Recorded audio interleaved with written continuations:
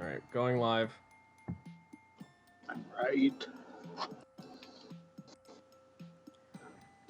And can I see the stream in my... There we go. No. Alright, we are wrapping up the game today.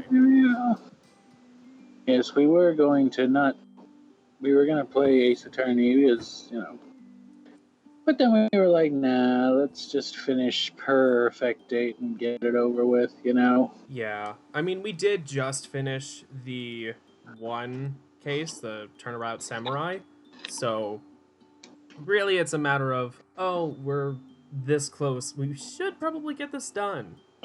Then we can move on to our next game. I don't remember what it is. Yes. I also forget. It's something, I don't remember what. I forget if we had actually figured out what we were going to do after Purrfect Date. I think we did. I'm pretty sure we did.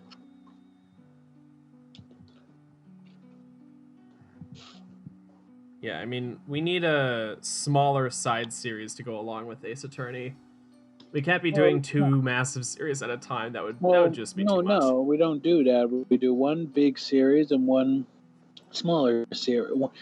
Like, we basically have got, for now, for a long time, we basically got a shit ton of trilogies and then one that has just one game in it, pretty much. Because got Zero Escape, Ace Attorney. Yeah.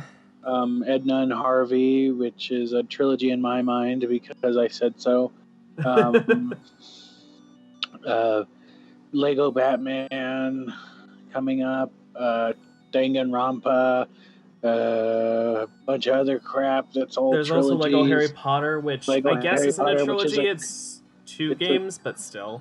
It's two games, but it's 7 movies, so it's technically a septuple. 7 movies / books, because it does go back and forth between following the path of the movie and the book. So for some things, like some gameplay elements, it makes more sense to have it follow the book a little bit more than the corresponding movie. And then with Year 7, I don't know what they did with Year 7. I only ever got to play through the first 4 years, which was one of the games. Anyways, you're weird. I did a silly thing. I wanted a little bit of chocolate. Oh god. My mom ordered all of these dairy-free candies. They're no way, which of course is an obvious pun, because it's free of whey, W-H-E-Y, whey from milk. Anyways. That's stupid. The Hershey, the ones that are basically just Hershey, they're good chocolate, all in all. I will say I prefer normal Hershey's, but these do make your mouth water about the same. So I'm worried that I'm gonna, start making a bunch of smacking, drooling noises, slobbering noises because of the fact that my mouth is still watering from the chocolate. Still good chocolate, though. Definitely doesn't compare to the stuff that Anna gave me way back in, some years ago. Me and my Finnish friend exchanged candies from our respective areas. I got some Kaiser, I believe, chocolates. I sent her some Andes mints and something else. Stuff that they don't sell in Europe. Because they don't really have many mint candies there. But she thought, ooh, mint. We don't have very many mint candies. And yeah, anyways. Speaking of my other friend that I also don't speak to all that often anymore, Noe! Oh wow, Noe's here? I'm shook. No, I mean, is the character. Oh, I thought, yeah.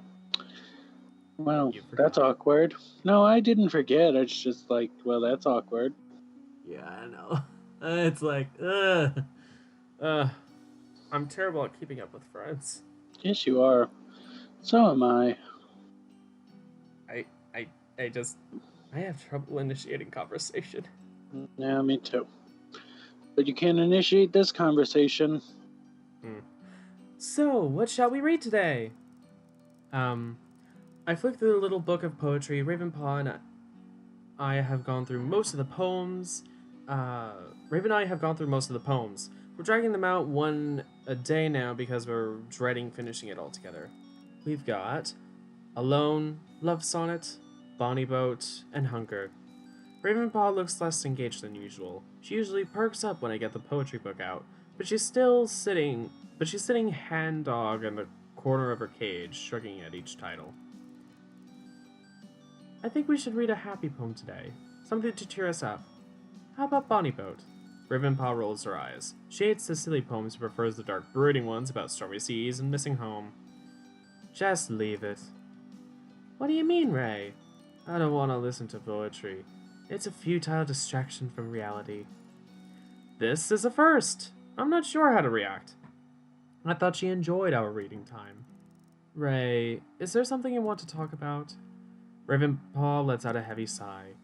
You wouldn't understand. I shrug. Try me. No, you won't understand, because I don't even understand. I feel so deeply, yet I can't articulate it at all. It makes me want to scream, cry, laugh, sleep. I feel... Don't waste your time with me. You've got big, important human things to do. You don't want to be babysitting a cat like me. Ray, I love spending time with you.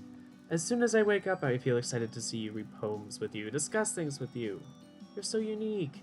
You have an amazing insight and a delightfully wicked sense of humor. I am not babysitting you, I'm your friend. I want you to talk to me when you're feeling down, Ray, because you deserve to be happy, especially after all you've been through here. Ravenpaw still looks frustrated, but she mumbles. I guess I know which poem I'd like you to read now. Maybe Ella will be able to say it better than I can. Read me Love Sonnet. Oh dear. I just accidentally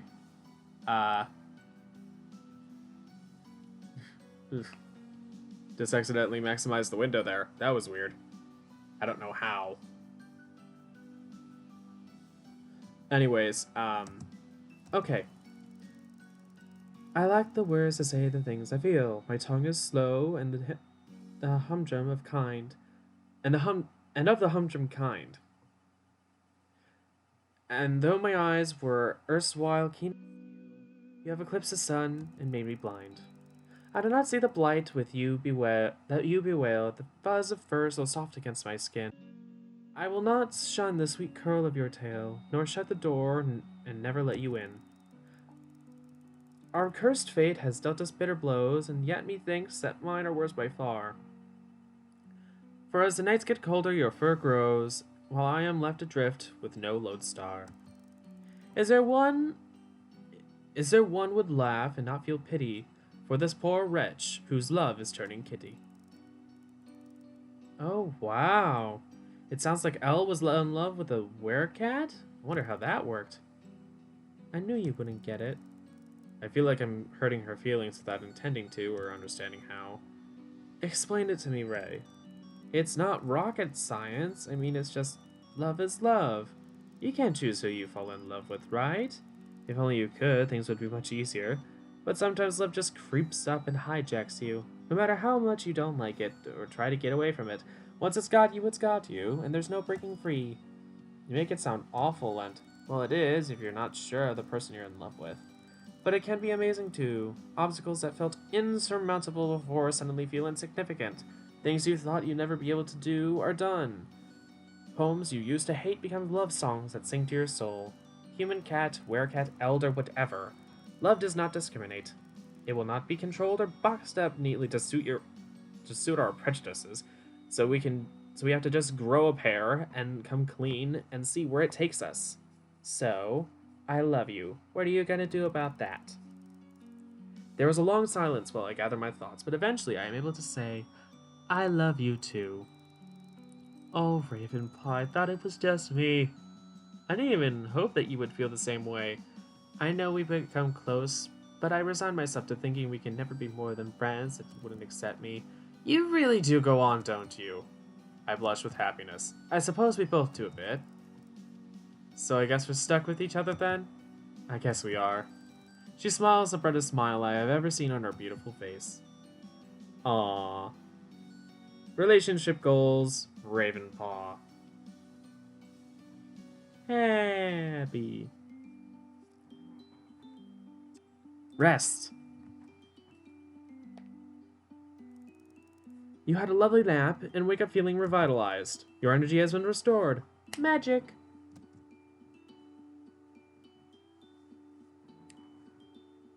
Oh. Yep, it's saving. Also, my chair keeps on squeaking because I still haven't gone and bought some sort of stuff to keep it from doing that. It also shakes back and forth a little bit, but I don't know why. It's weird. Recon 18. A secret gift. I can't stop thinking about that key Ravenpaw found. What is it used for? Maybe it's time to take a look around and find out. Okay. Oh? Oh no? Oh? Babe? Baby? Oh no. I expect...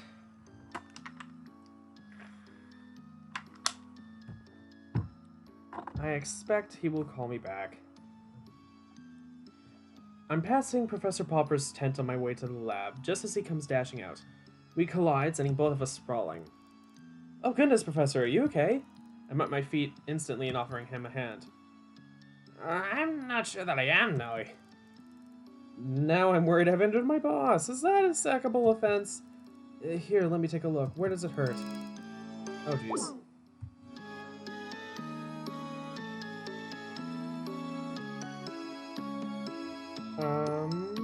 Video stopped unexpectedly. I guess I'll have to wait for Andrew to be back online then? Skype probably crashed for him.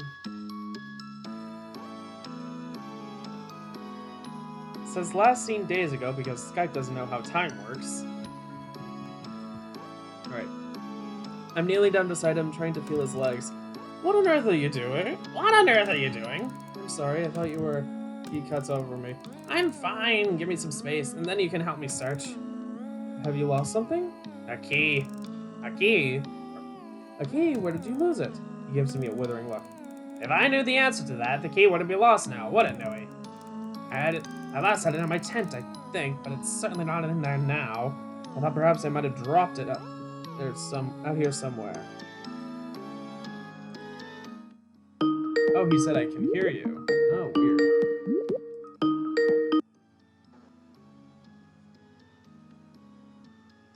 Hello? Hello. It only just gave me the notification that you said. Well, because I could hear you, and then, I don't know, I think my internet just randomly gave out. It was but not, like, only on my, like, just my laptop just said, boo. Huh. It's weird. There apparently was a recent Windows update that started doing that, but I had another update after that and it stopped. I don't know. Nor do I particularly care, so. Alright. Anyways. I'm happy to help you look, Professor. It's got to be here somewhere. A thought strikes me. I wonder if this could be the key Ravenpaw gave me. Do you mind asking what the key is for? The professor suddenly looks at me with suspicion. There's no reason for you to know that. Oh, okay. I was simply trying to get a picture in my mind. Big, small, silver, brass? I don't think there are a lot of keys to choose from, Noe. Any key you find ought to be brought to me immediately, understood? Of course, sir.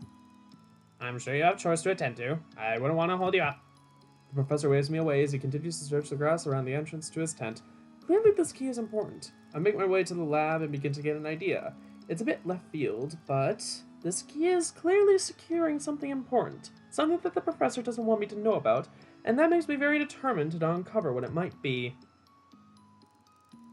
Cutting a convincing-looking key with the equipment in the lab is easier than I thought it would be. Compare it to the one I compare it to the one Raven passed on, and it looks almost identical to me. The thing wouldn't actually work, but that's the point.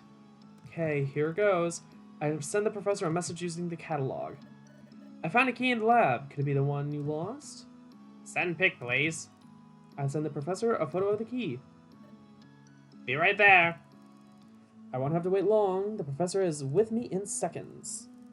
Well done, my dear. Where is it? I give him the freshly made key.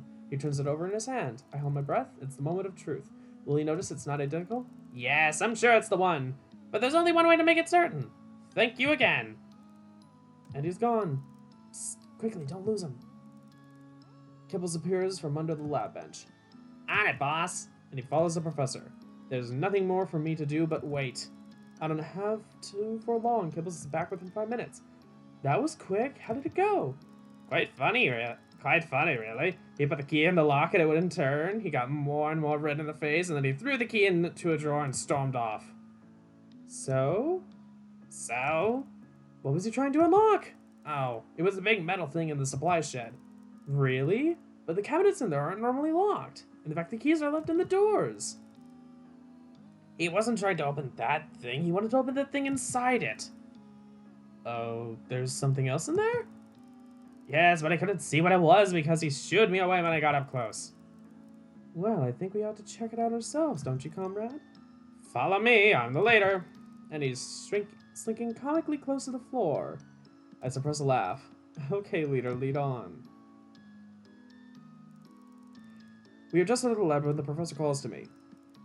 No way, false alarm, I'm afraid. You'll need to keep those keen eyes peeled. Oh, what a shame. I thought our little mystery was solved then. Never mind though. I'm sure it will turn up eventually. Let's hope so. I'm off to speak with Zane. If you need me, I'll be down at the jetty. Yes, sir. See you at lunch. He strides off with purpose. The gods of Helligard are smiling down on us. Mission on. I double-check there's no one around before ducking into the supply shed. After Kibbles points out the cupboard that the professor was opening, I post him on lookout duty by the door. He's in his element, pacing back and forth and doing quick gotcha maneuvers. It doesn't take long to work out that the filing drawer at the bottom of the cabinet is what this key belongs to. I turn it in the lock and, hey presto. Inside are lots of hanging files, and I have no idea what I'm even looking for, so I take one at random. There are diagrams of 2 different cats. One of them is labeled Project Felix, Subject 26, and the other, Island Cat, number 38. There are some research notes in addition to the diagrams. I start to read. Day 215. Subject 16 and number 28 were introduced today. Number 26 was immediately aggressive. The 2 cats had to be separated before serious injury occurred. Both cats were usually very docile with others of their own kind. Perhaps Island Cats and Project Felix subjects are sufficiently different that they view each other as a threat? I flip ahead a few entries. Day 234. Subjects continue to attack each other on sight. Attempts to breed the 2 animals naturally do not seem to be working. Artificial insemination was attempted today. Initial signs are promising. Day 301. According to normal cat gestation period, the subject should have given birth by now. It seems as though the addition of the Project Felix subject has extended this time. Day 350.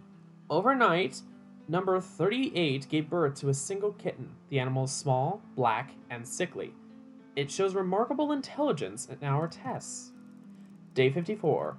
Attempts to introduce the kitten to number 38 have ended in failure. Both the mother and father are inherently aggressive towards their offspring. The remainder of the notes detail the increasingly horrifying experiments performed on subject 26, number 38, and their kitten. Eventually, the adult cats die as a result of the experiments. Oh my gosh. Day 450. After the death of subject 26, a decision has been made to shut down this facility. 6 is not pleased with what she has read in our reports. The offspring will be moved to the main laboratory near the beach for observation. I'm trembling as I use my catalog to take photos of more of the documents before I lock everything away. I stumble outside, where Kibbles is up on his hind legs as if standing at attention. I'll get Sarge? I can't answer Kibbles. The handwriting on these notes is eerily familiar. My mind is racing. So many signs, suspicions all coming to light. I daren't say a word out loud, but I can feel its sense of dread creeping into my heart. Kibbles starts to stare at me, concerned. I'm fine, Kibbles, I'm fine. Recon expert. Oh my. Oh my. Yeah. Oh my. Yeah. I'm just gonna double check that there aren't any new extras that we haven't done yet. No, I don't know And how to unlock the other extras. yeah. Okay, I thought so. Alright. Final research. Yes, I'm ready. Boy, oh boy. Scrub in. It's finally time to let the last of the kittens go free. I'm looking forward to the professor giving them the all clear. Scrub in. And it's a scalpel that's dripping. With water? Alcohol?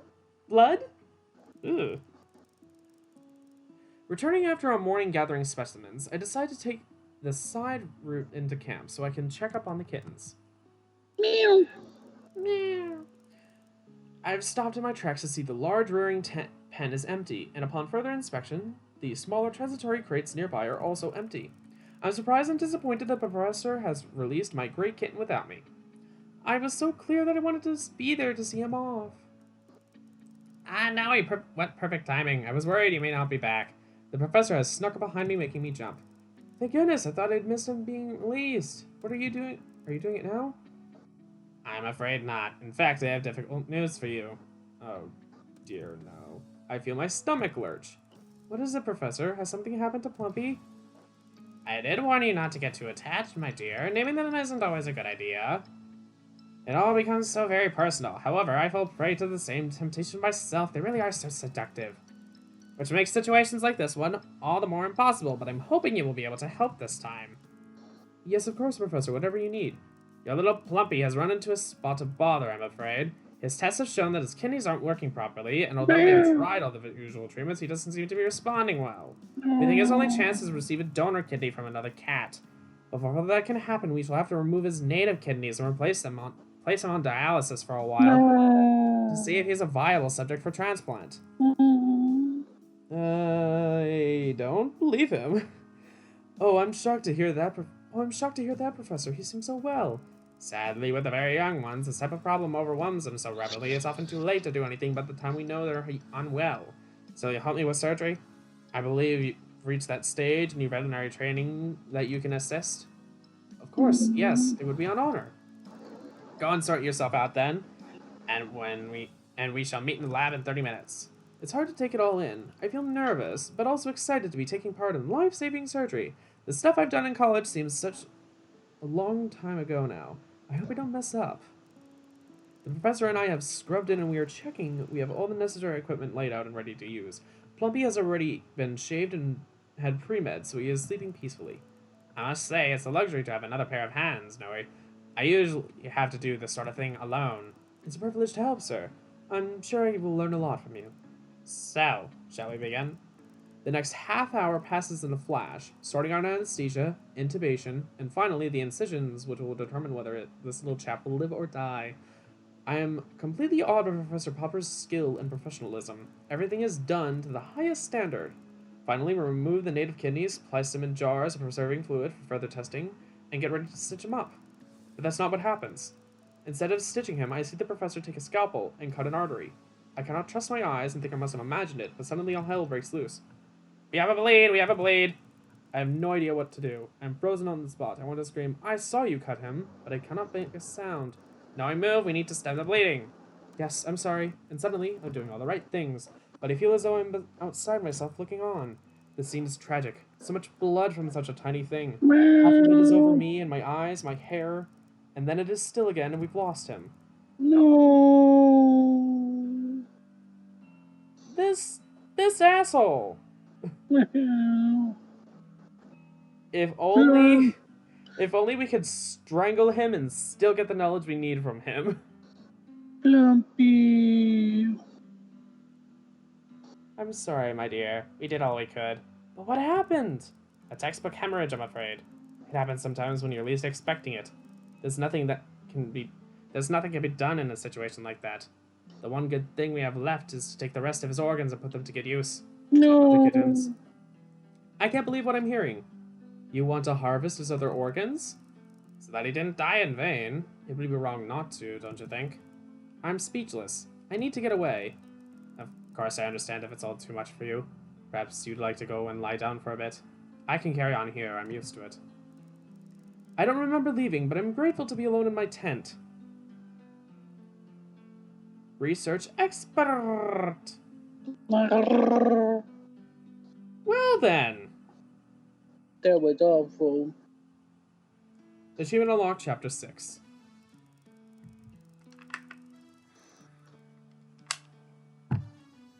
Okay. I'm creeping around late at night again. I seem to be doing this a lot more lately because my covert work on the antidote has reached a crucial and very exciting stage. In fact, right now I'm trying to stop my hands from trembling long enough for me to place a slide under the microscope. The results will tell me whether or not I need to go back to the drawing board. I hold my breath before lowering my head to the eyepiece and slowly turn the fine focus knob. I can hardly believe what I'm seeing. The cell movement is exactly what I've been looking for since I began this research. I check, I recheck, I check again, and then... Eureka! Keep your voice down. I freeze. You mustn't attract attention. B, what on earth are you doing here? I'm always here. I've been supervising your research since you started. You've been spying on me? Yes. But how? I'm always so careful to make sure I'm not followed. As I said, I'm always here. But why? I have a vested interest in the outcome. So does everyone, but none of the other cats scare me half to death in the middle of the night stalking me. None of the other cats are going to be your test subject. Test subject? No, I wouldn't allow that. Not until... I'm not volunteering, I'm insisting. B, I haven't even tried it on myself yet. I don't want to put you in any danger. I have been in danger from the day Zane and I arrived on this island. This isn't danger, this is hope. B arrived with Zane? Zane? Twist. Well, I mean, you kind of already knew. All the cats are former humans. Well, yes, I just didn't realize. Zane? Yes, he's in on this. He just pretends to be a stouch asshole. Probably because, well, life's fucked him over. Yeah, pretty much, but he still has hope that someone will save his wife, who is B. Yes.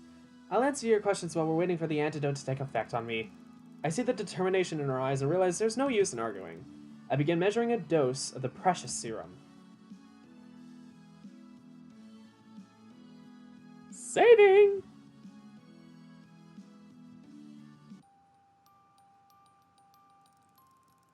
I've made my way to Trixie's cave for the final day of B's antidote trial.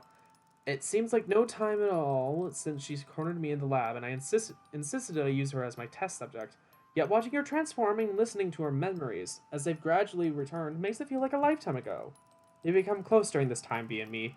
This irritable little cat who used to call me Turntail is now a real friend. She has confided in me about the life she used to have with Zane, their journey here, and the awful betrayal that wrenched them apart. It's like a privilege watching her gradually lose her feline characteristics and transform back into this beautiful human. We've had to adapt as she's reverted gradually, bringing in more and more human comforts. That pretty little cave now looks almost like a bedroom. Zane has been really helpful in finding things we need and carrying them here. He's been so protective of Bee and her little hideout, wanting to stand guard day and night. I've had to force him away at times so that no suspicion is aroused at base camp. Oh, so Zane is now in on Bee. Then, as Bee's physical appearance started to change, she banished him from seeing her. He was upset at first. Haven't we spent enough time apart? Please try to understand. I don't want you seeing me in transition. I want to come to you as all or nothing. Eventually, he agreed that they would not see each other until the last dose takes effect and the transition back is complete. And that happens today. I'm so excited for the pair of them. I can't imagine what it's been like being apart for such a long time. Hello? Hi? I've been ready for ages. Thought you'd never arrive. Sorry, B. I couldn't get away sooner, but I have it. I pull the vial from my pocket. Your final dose. Although, to be honest, you look fully human to me now. I feel it too. What time is he coming? She looks so anxious. I want to hug her, but I know by now that's not her style, so I just hand over the medicine. Zane? Any minute, I think. Better get on with it then. Here goes everything. She pours the liquid down her throat with a shudder. Hello? Anyone home? Oh, it's him. What should I do? Invite him in, of course. Shall we leave? Not just yet. Stay for now. Ah, her name is Neko. Hmm. Okay. I make myself as invisible as possible, tucked into a dark corner. Come in. Zane enters, and the two of them stand staring at each other for what seems like an eternity, until... You look older. I've watched it happen, but I guess I must be a bit of a shock for you. You look, It's okay, don't worry. She lowers her gaze, her shoulders fall. Beautiful. He steps towards her and takes her hand gently in his. Neko, my beautiful Neko, if you weren't my wife already, I'd ask you to marry me again. Neko rather, looks up into Zane's eyes and they kiss. Sorry, but I need to get on. The pair break apart self-consciously. Of course, yes. We need to make our plan. Final adjustments and checks? Zane is laughing. Neko looks at him uncertainly. That's my Neko. Efficient as ever. I thank the gods and stars, and most of all, you, Noi, for bringing her back to me. But sadly, now you have to part again. Is everything set up on the mainland? How about Bob and Joe? I have the address of the safe house. Bob will be expecting a large cargo tonight for discreet passage.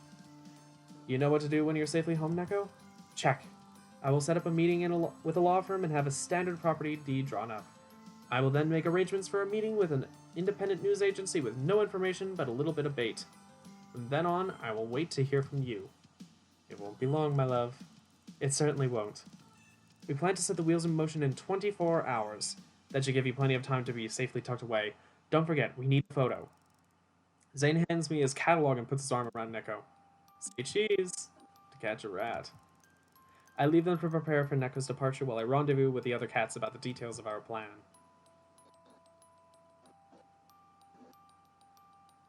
Simon! No. Ah!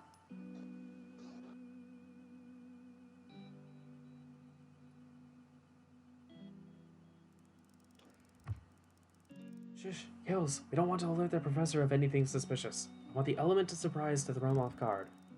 Okay, are we all ready in certain of our parts? Yes, sir! Aye, aye, Captain. I'll meet you there. Ravenpaw darts off into the darkness. Oh, do get on with it. This is eating into my beauty sleep. Here goes then. Take your positions. All the cats scatter in different directions. I take a deep breath before bursting into the tent of a sleeping Professor Popper. And away they go! Help, Professor, help! What? What is it? What's going on? Professor, you must come with me. Quickly, there's no time to dress. They've all escaped. Zane's let the cats go and he's raving like a madman. What? He's running off towards the alders. We must stop him. Good lord, wait for me. I begun to sprint. Hurry! And he's sprinting right after me. I have a small torch, which is just bright enough to light the way. If he wants to run safely, he's going to have to keep up. Faster, sir, I think I can see him. I'm on your heels. We must catch him. What's gotten into the man? He was ranting about his wife. I don't understand. Ah, perhaps I do.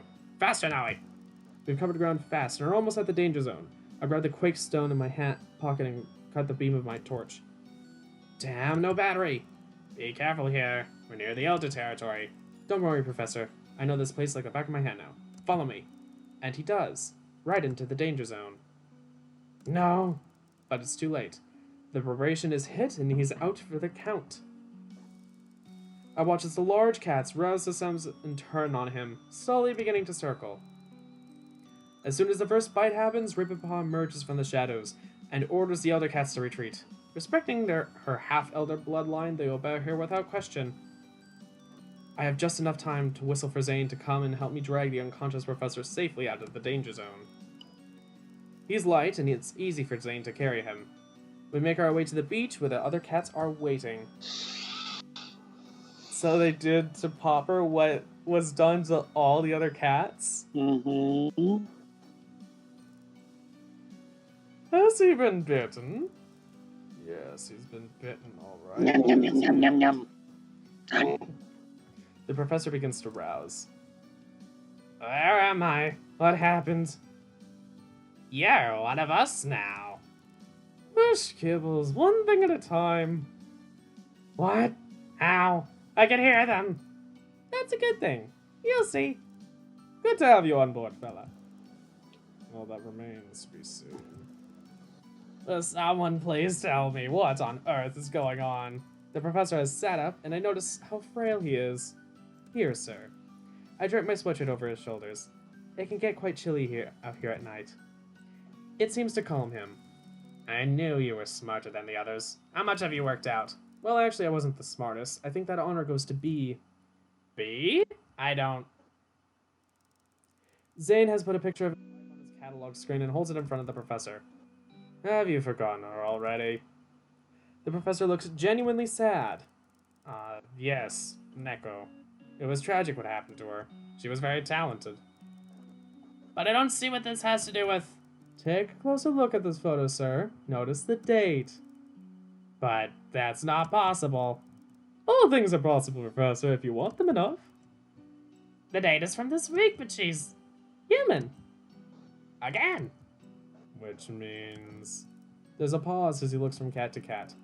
Oh, really? I thought we were supposed to be one of the greatest minds of the 21st century. There's an antidote. He looks at me with admiration. Congratulations, my dear. This is incredible news. But really, this whole charade was a bit unnecessary. Too much even for my love of theater. Shall we go to the lab and you can walk me through the process? He's beginning to stand until Zane places a large hand on his shoulder that pins him to the spot. Not so fast, mate. You need to listen first. We have a proposition for you. You know, Zane, it was never personal about your wife. I liked her. I like you. But I needed insurance.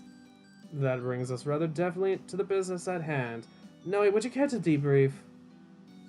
When Neko offered herself... Insisted, more like. She's very determined when she wants something.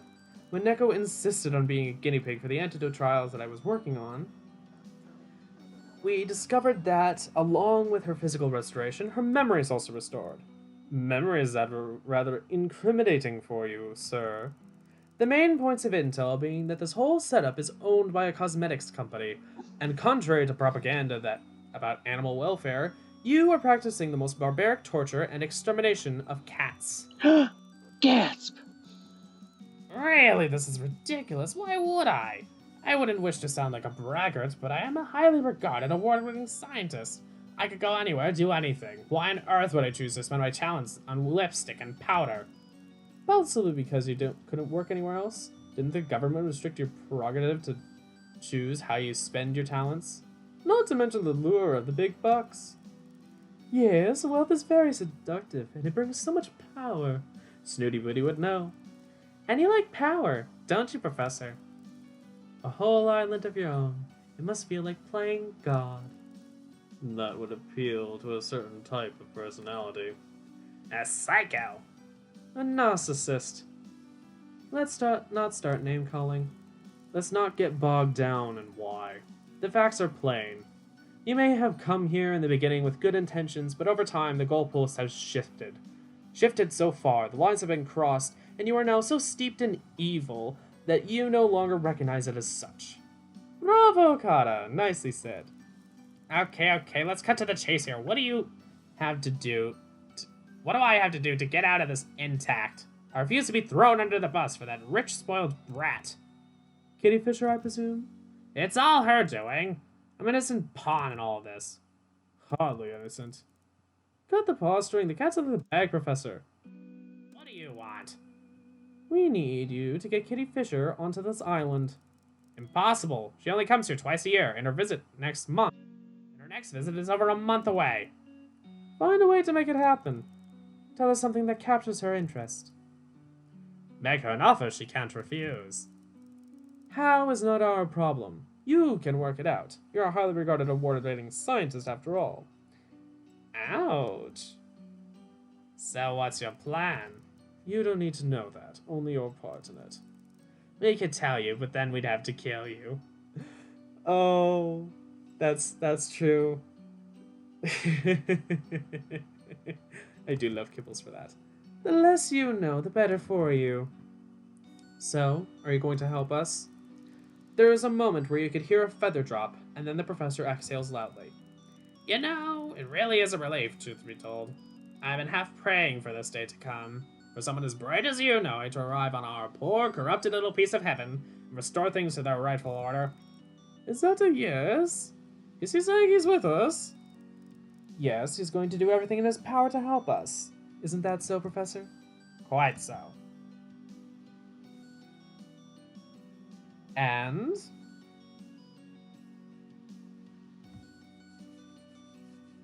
Well, we'll find out.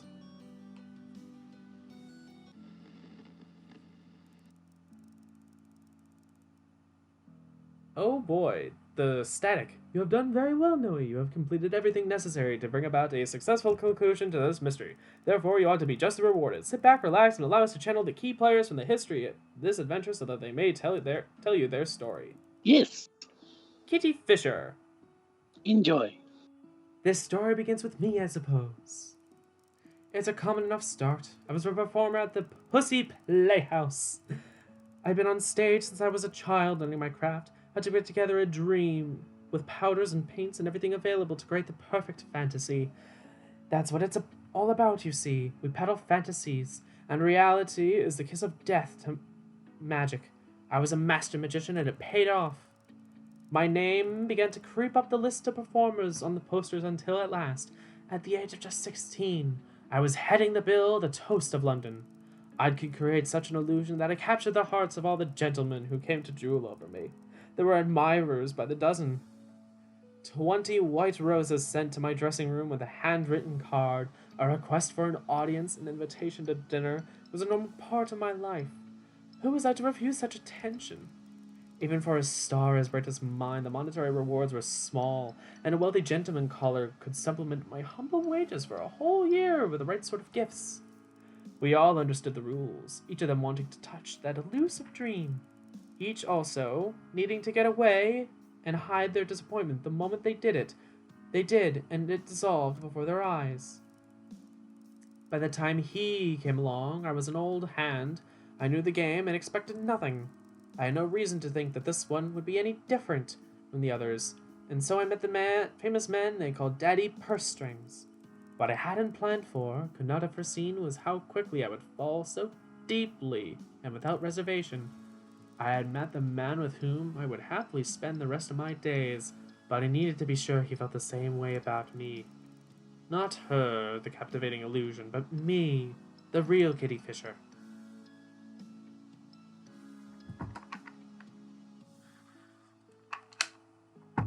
Huh.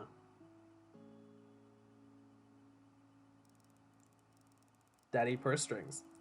The first time I saw her, I couldn't move. She paralyzed me with her beauty and grace like nothing I had seen before. Her voice was the sound of heaven. It filled my head until there was no room for anything but her. I wooed her, of course, but this wasn't like the others. She asked for nothing, never made demands, never even accepted the gifts I offered as enticements. I became a slave to my desire for her. Oh my. I'm a slave for you, to quote Brittany. When she asked me to join her in her dressing room after a show one evening, I almost fell running down the corridors to find her. When she let me in, she said she had something to show me and asked me to take a seat. Before we commit to anything further, you and I need to let you see the truth and know the difference between her and me. She is a goddess, untouchable and rare.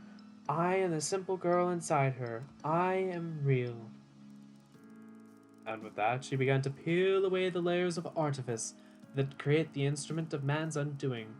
The wig of high powdered curls, hiding her sleek crescent waves of hair, unfolding down her waist, unlacing and removing the corset that molded her hourglass shape to reveal the curve of her tummy, the plumpness of her hips.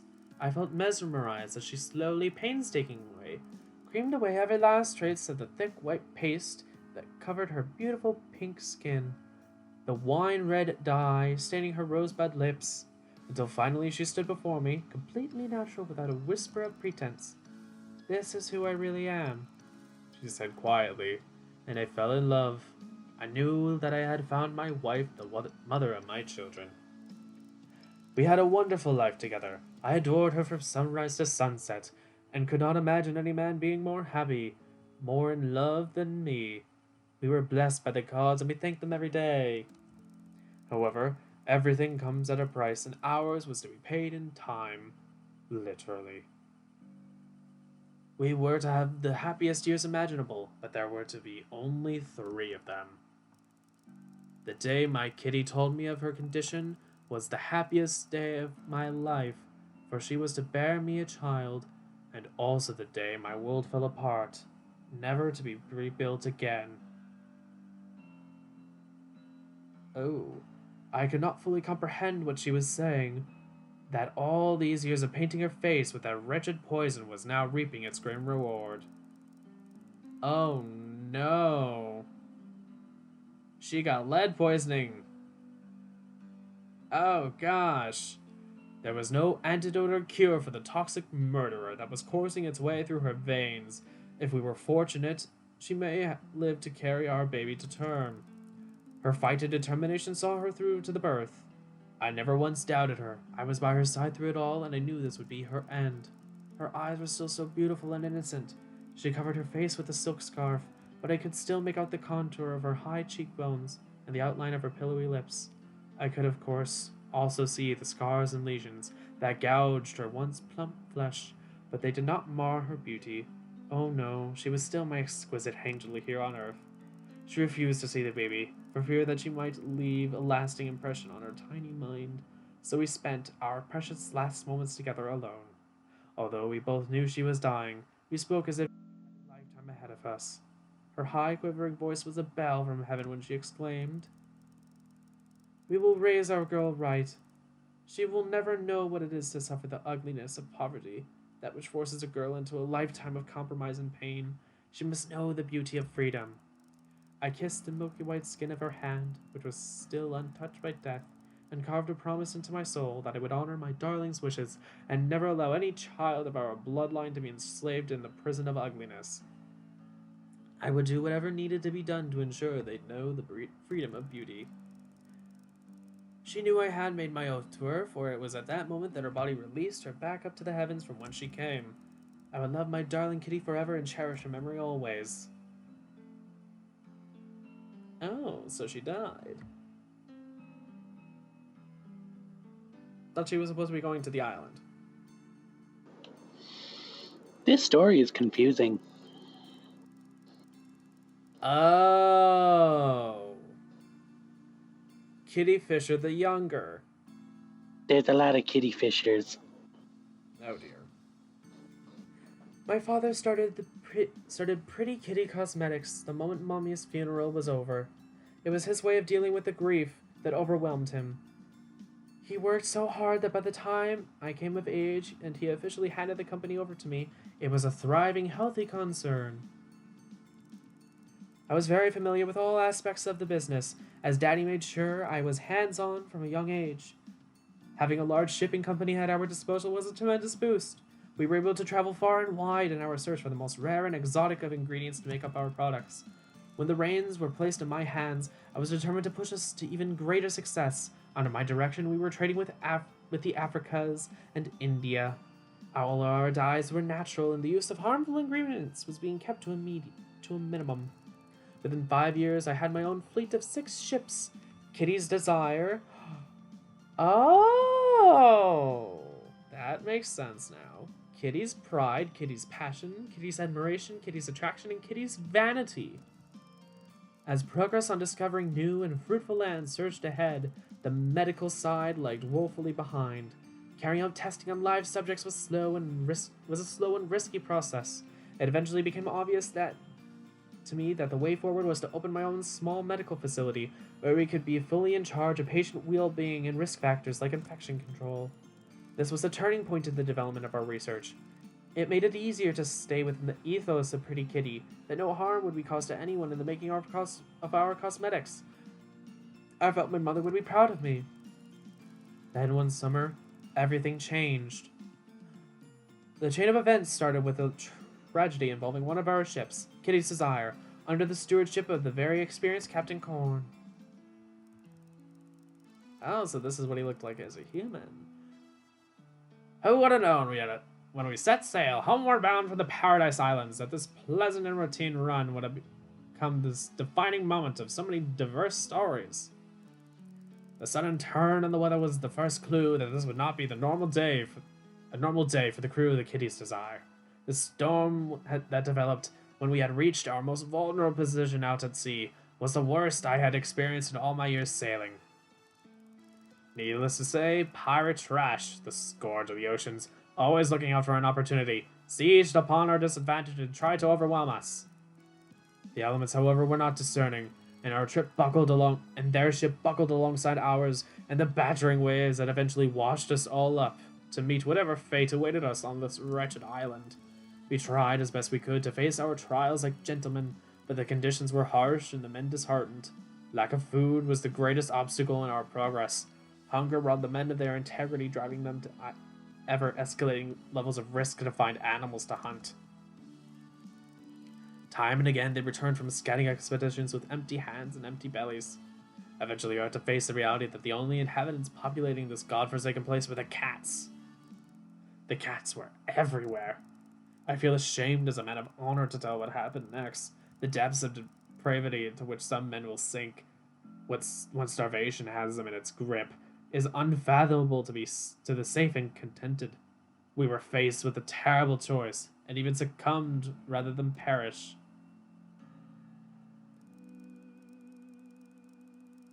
I tried to present the men with alternatives. I gathered the roots and tubers they collected on their forays and boiled them up with salt from the sea to make a more palpable broth. I knew in my heart it weren't no good. Men need meat, and with no birds or fish or any other creature you might expect to find, they looked to the only source of meat and supply. I wouldn't eat it. I could never bring myself to do that, so I, along with a handful of proud men, were spared the horrific consequences that came from that indulgence. Sadly, though, we were not spared the witnessing of it. Grown men, writhing in such agony that they would sooner throw themselves off the cliffs than endure the pain. It burns, God help us, it burns so bad. The cats are scratching on the inside, they're scratching to get out. Ugh. Each account was the same. Many crawled away into the forest to die alone.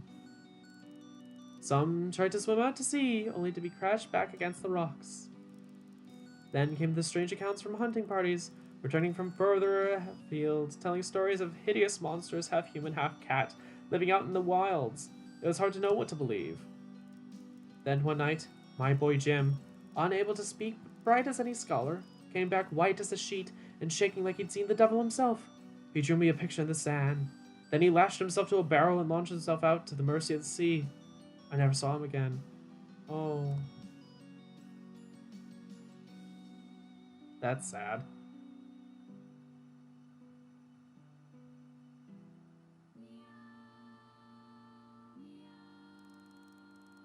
Oh? Calico Jim?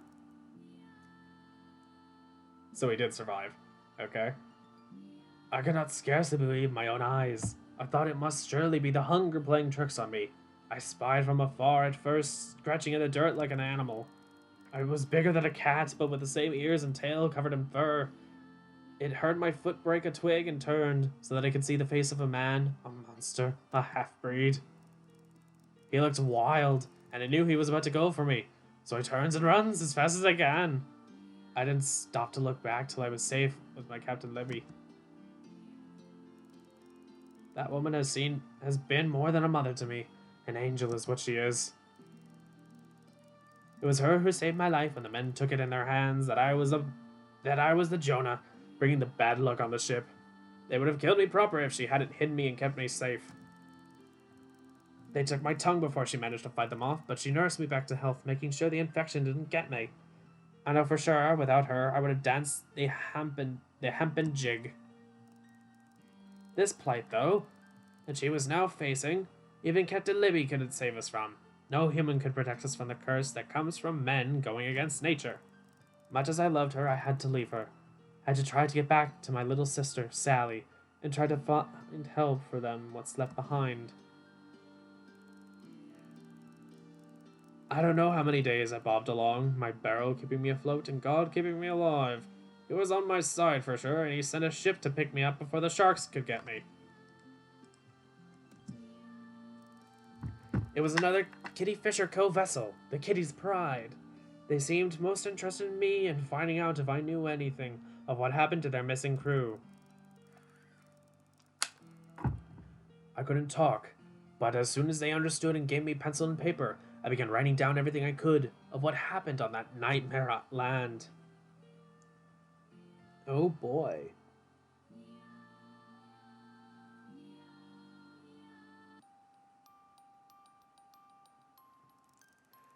They treated me like I was a toff. I was taken to the Kitty Fisher Hospital for treatment and convalescence. It was lovely there, clean sheets and hearty food. The nurses was gentle and kind. Some were very pretty, but all the time I prayed that I would soon be back with my sweet Sally. I just could not understand the results we were getting. From the moment we started testing his blood, we were seeing things I never believed possible. We had been looking after this poor chap who'd been plucked out of the sea apparently for about a week on Miss Fisher's instruction. He'd made extraordinarily good progress, and all the nurses were jolly pleased with him. I'd had little to do with his care because, frankly, he wasn't sick enough. A doctor with my credentials will only deal with patients who need more intervention. We leave the basic nursing to our very capable young ladies. It was on the eve of the day that I was going to discuss his possible discharge with Miss Fisher that I was approached by his right nurse. Doctor, I need to ask you to come and look at one of my patients, if you will. It's really rather urgent. I followed her to the bed full of young Jim. She brought the lamp close to his face. Open wide, please, Jim. I peered into his mouth for a moment, was so baffled as to what I thought to be looking at.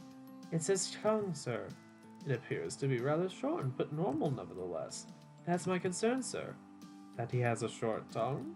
That he has any tongue, sir. And then I remembered. When he was admitted, he didn't have any tongue at all.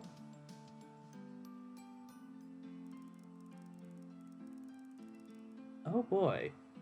After the initial excitement, the early research was slow and laborious. My great-great-grandmother began the quest to find the island. The pirate regained his speech along with his tongue and recounted what had befallen them with remarkable clarity. More astonishing even than the regrowth of his tongue were his blood and tissue tests. All results showed that his cell repair and production was hastened and increased, having the effect of extraordinary healing and rejuvenation. It didn't take them long to work out how a company like Pretty Kitty would benefit from whatever was producing this incredible restoration. The key to opening a whole new world of science was somewhere on that island. It took my ancestors years to locate the place, a tiny speck in the middle of a vast ocean, and years more to work out that the entire piece of land was surrounded by a natural repellent force, not unlike magnetic reversal, and that it pushes everything away. It's almost impossible for anything to stumble upon the island by chance. Almost. A lot of time was wasted trying to find a way through the barrier, over it, under it, breaking into it. Then, quite by chance, a discovery was made that changed everything. The invisible wall is not a complete circle. Rather, it was a horseshoe, meaning that there was a small opening on one end through which things could pass. Once that part of the puzzle was solved, it was full steam ahead. My great-grandmother made everything legal by staking her claim on the island and having deeds drawn up to prove ownership. No one contested or even showed interest in it. As you can imagine, that suited my family very well, and the culture of secrecy about Infinity Island began. All the fishermen before me, right up to my mother, took the project forward each in their turn. They forged a safe and convenient route, scouted for the best place to build a base camp, explored the island, until it became how you see it today. I've contributed very little in the inhabitation of the place. It was handed to me complete. My skills were far more valuable on the mainland. The research and results have been beyond anything we could have dreamed of, and needed to be properly protected and insured against. I discovered that I have rather a genius for sniffing out the right person for whatever the job required. In no time, I had built a task force whose loyalty and discretion matched their expertise in their given field. I also found that if someone had reason to be interested in being faithful to me, so much the better. It made life more certain for all of us.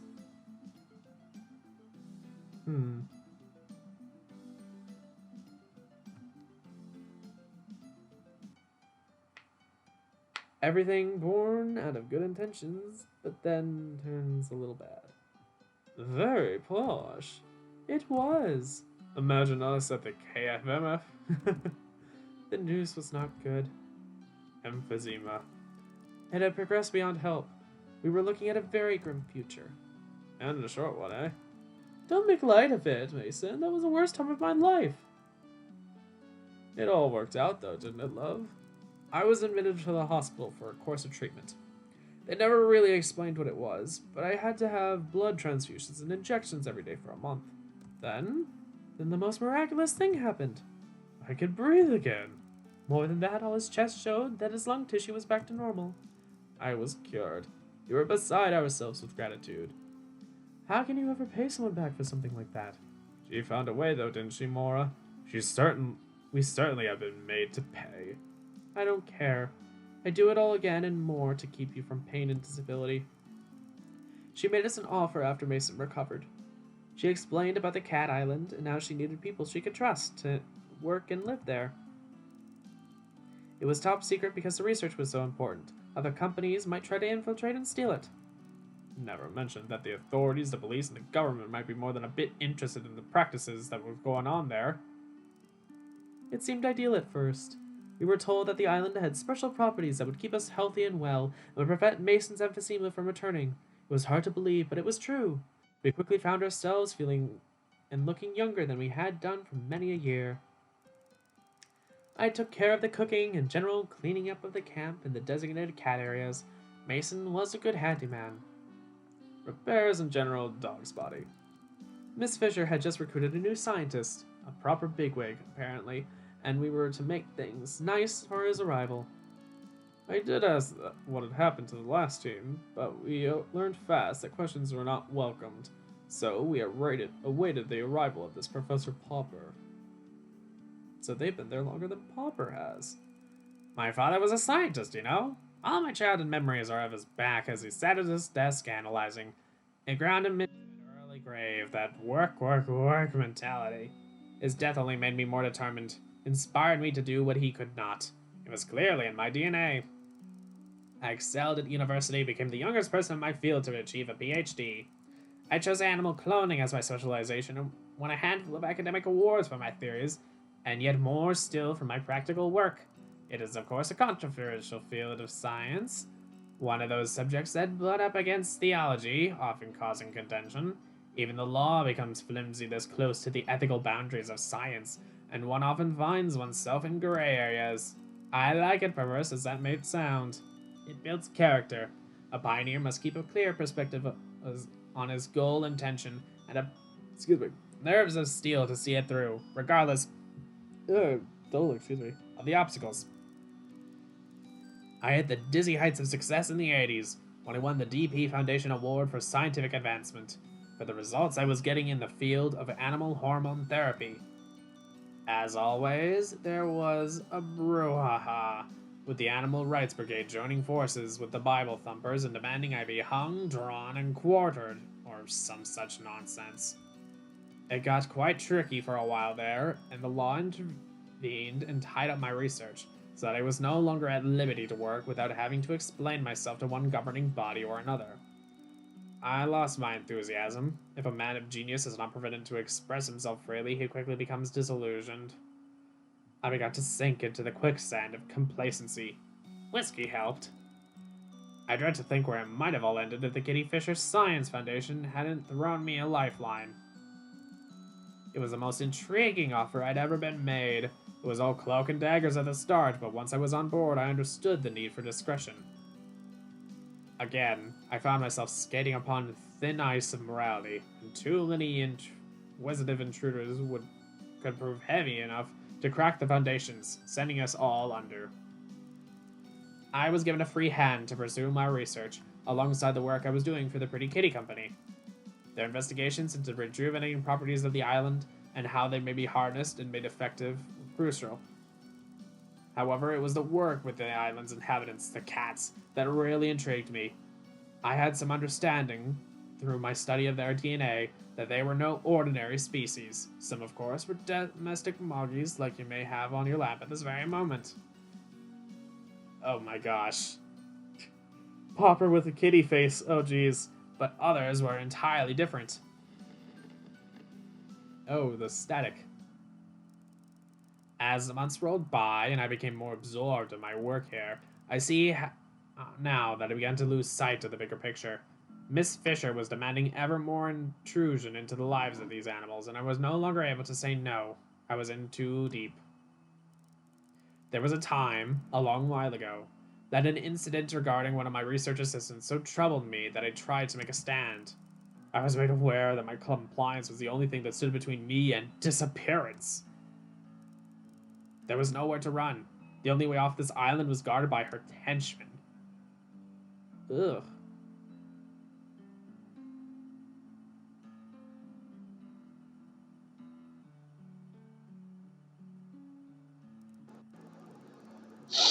I told you this ending was going to take us all the time. I was thinking that it was coming up quickly, but you know, No. there's a lot. Yeah. And that hasn't even gotten to the ending. You know, we've got to discuss all the people turning back into humans, who we're going to go with, this and this. We got to meet the lady, and we got to yell at her for being a stupid bitch. Yeah. And she'll Boy, be oh like, boy. what are you? I'm a rich lady. Leave me alone. We're like, no, bitch, we're going to kill you. Oh, never mind. Yeah, I'll help you. Our first son, Drake, took up so much of our time that I didn't dare hope we would have another child. Grace was the perfect mother, devoting herself to his care without complaint. Muscular dystrophy is a demanding condition, and she was as much a nurse as she was a mother. So when, during the birth of our second boy, Joe, complications developed that took her from us, I knew I was going to have to give everything I had to fill her shoes. The first thing I did was hand in my notice at the DP Shipping Co., where I'd worked since I was just a lad. EP. Although I'd been given the opportunity over the years to rise up through the ranks, I'd always declined promotions. I'm a family man, and spending time with Grace and Jake meant more to me than a bit of power and a few extra quid. We done alright. We had enough. Now, though, I regretted not having the perks those promotions would have brought. Childcare and pension benefits would have helped at this time of need. However, I knew the Lord would provide and we'd be looked after, and so we were. No sooner had I quit my job than I got a phone call asking if I could meet with Miss Kitty Fisher. I scratched my head over that one. What could the big boss lady possibly want with me? Well, I didn't have to wait long to find out, as a few hours later there's a knock on my door and there she is, the lady herself. You clearly have your hands full, Bob. So I thought it may be easier all around if the mountain came to Muhammad, so to speak. I was speechless. There she was, on her own, no entourage, no security, nothing. I was in the middle of making lunch, so I invited her in, and we all sat down together, me and Jake, and Miss Fisher holding baby Joe, eating ackee and saltfish together. Just when you think you've seen it all. She cut to the chase, I'll give her that.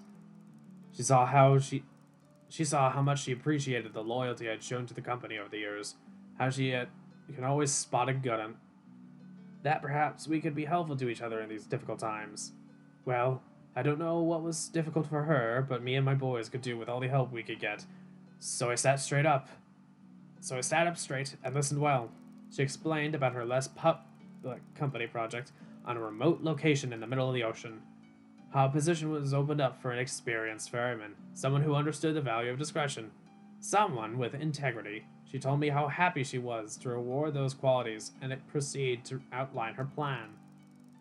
The humility that has kept you on the level of water patrol, regardless of your exceptional skills and experience, is of great interest to me, Bob. I am prepared to make you what I believe you will find a very attractive offer. It can't be easy for you to look out for Jake whilst also taking care of this little munchin. She bounced Joe in her arms all the time she was talking. If you agree to my terms, I can ease your burden considerably.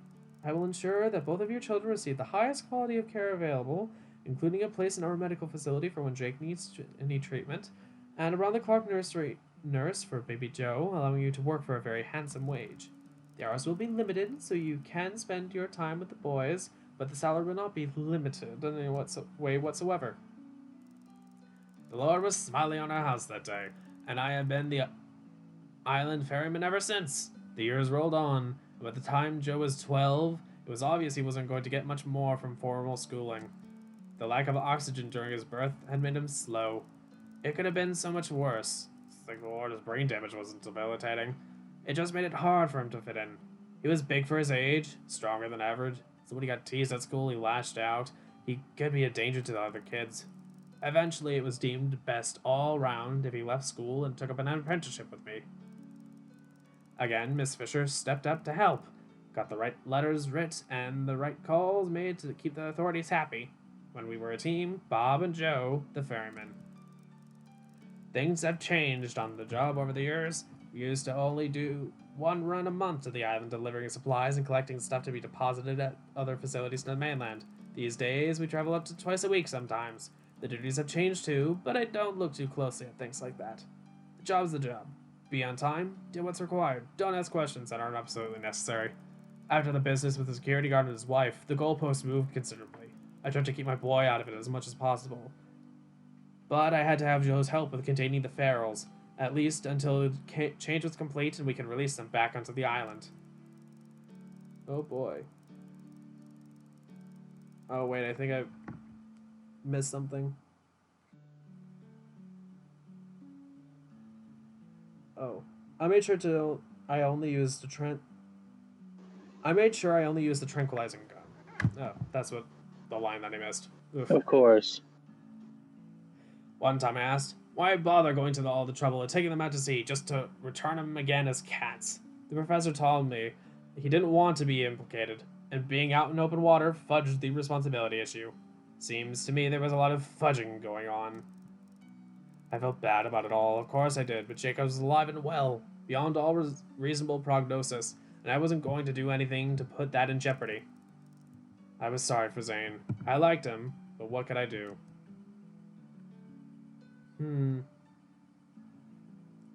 Yikes. Oh, yikes.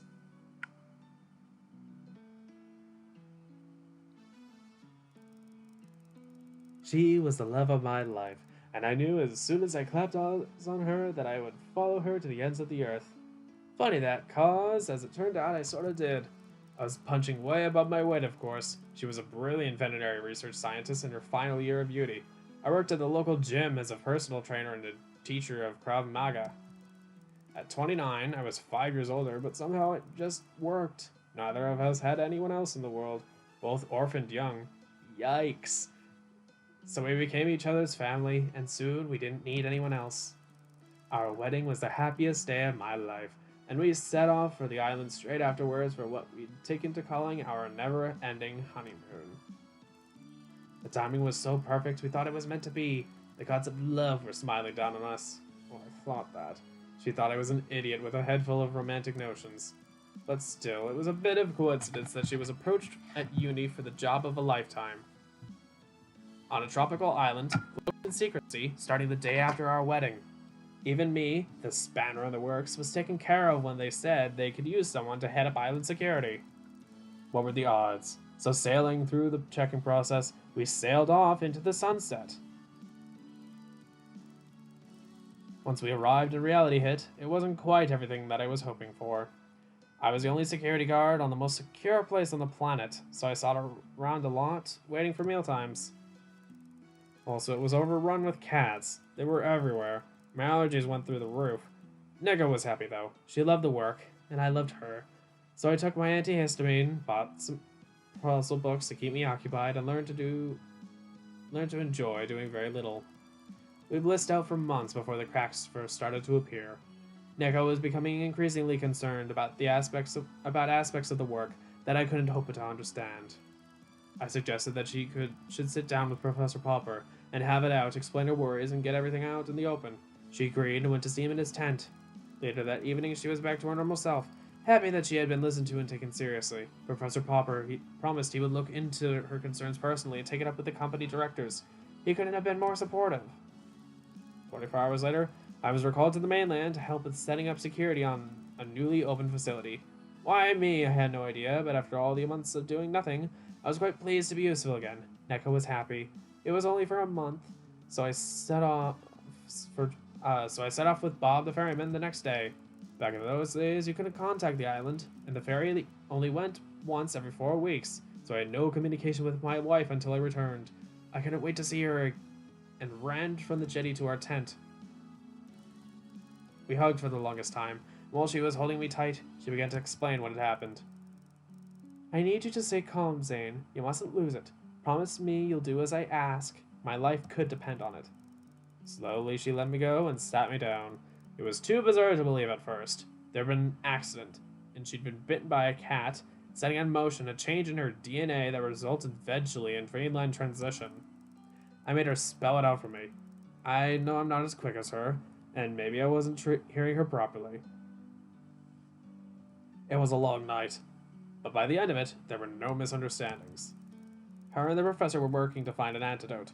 I needed to stay put and do nothing that might put her at risk, or prevent them from reaching that goal. Days turned to weeks, and she began to change. She didn't like me seeing her, so she stayed away more and more until she stopped coming back to her tent altogether. The professor kept me informed, but after a while he stopped telling me, and I stopped asking. Oof. New assistants came and went, but I was sworn to secrecy. I lived in hope that one of them, working alongside the brilliant professor, would one day find an answer and create a remedy. How naive was I? By the time I figured out what was really going on, it was all too late. There had never been an accident, and there would never be an antidote. That is, until you came along, Noe.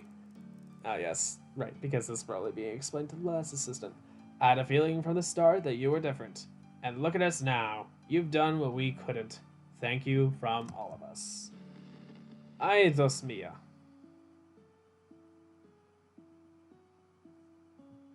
And now all the kitties again. Thank you, Zane. Thank you for sharing all your stories.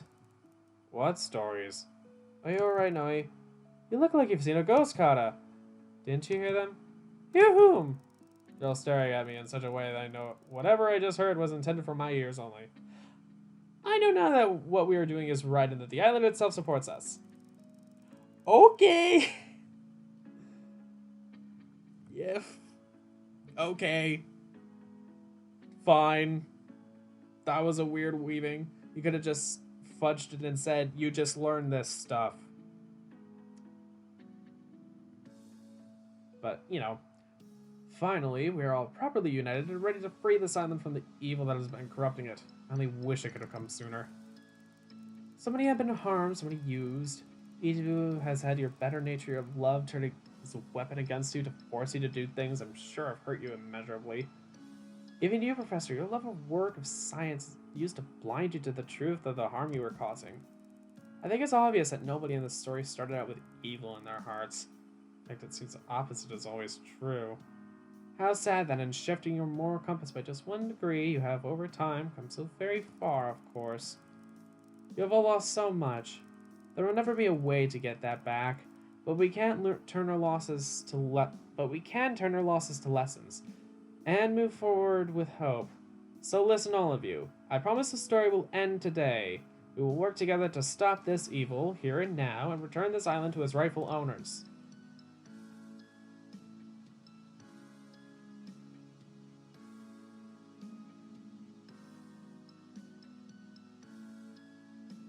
Can't wait for that.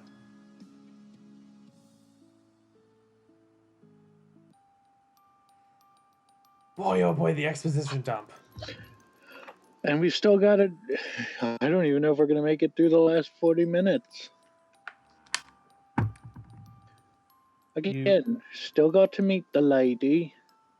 Aye. Plus, we've got to go through all the endings, which is basically, do you stay on the island with your partner, or do you go to the mainland? I did a mix for them, but you can choose whatever you want. And choose what you think is best for that person and their cat human. Okay. We'll find out. Alright, she looks exactly as I pictured her. If the wind was in the right direction, I imagine she would smell divine. She had her 2 beasts from hell with her. Reggie and Ronnie, huge Doberman attack dogs. Zane had told me she hated cats, but I didn't really believe him until now. These two monsters would make short work of anything on this island apart from the elders, maybe. We need to keep our wits about us. Jeez.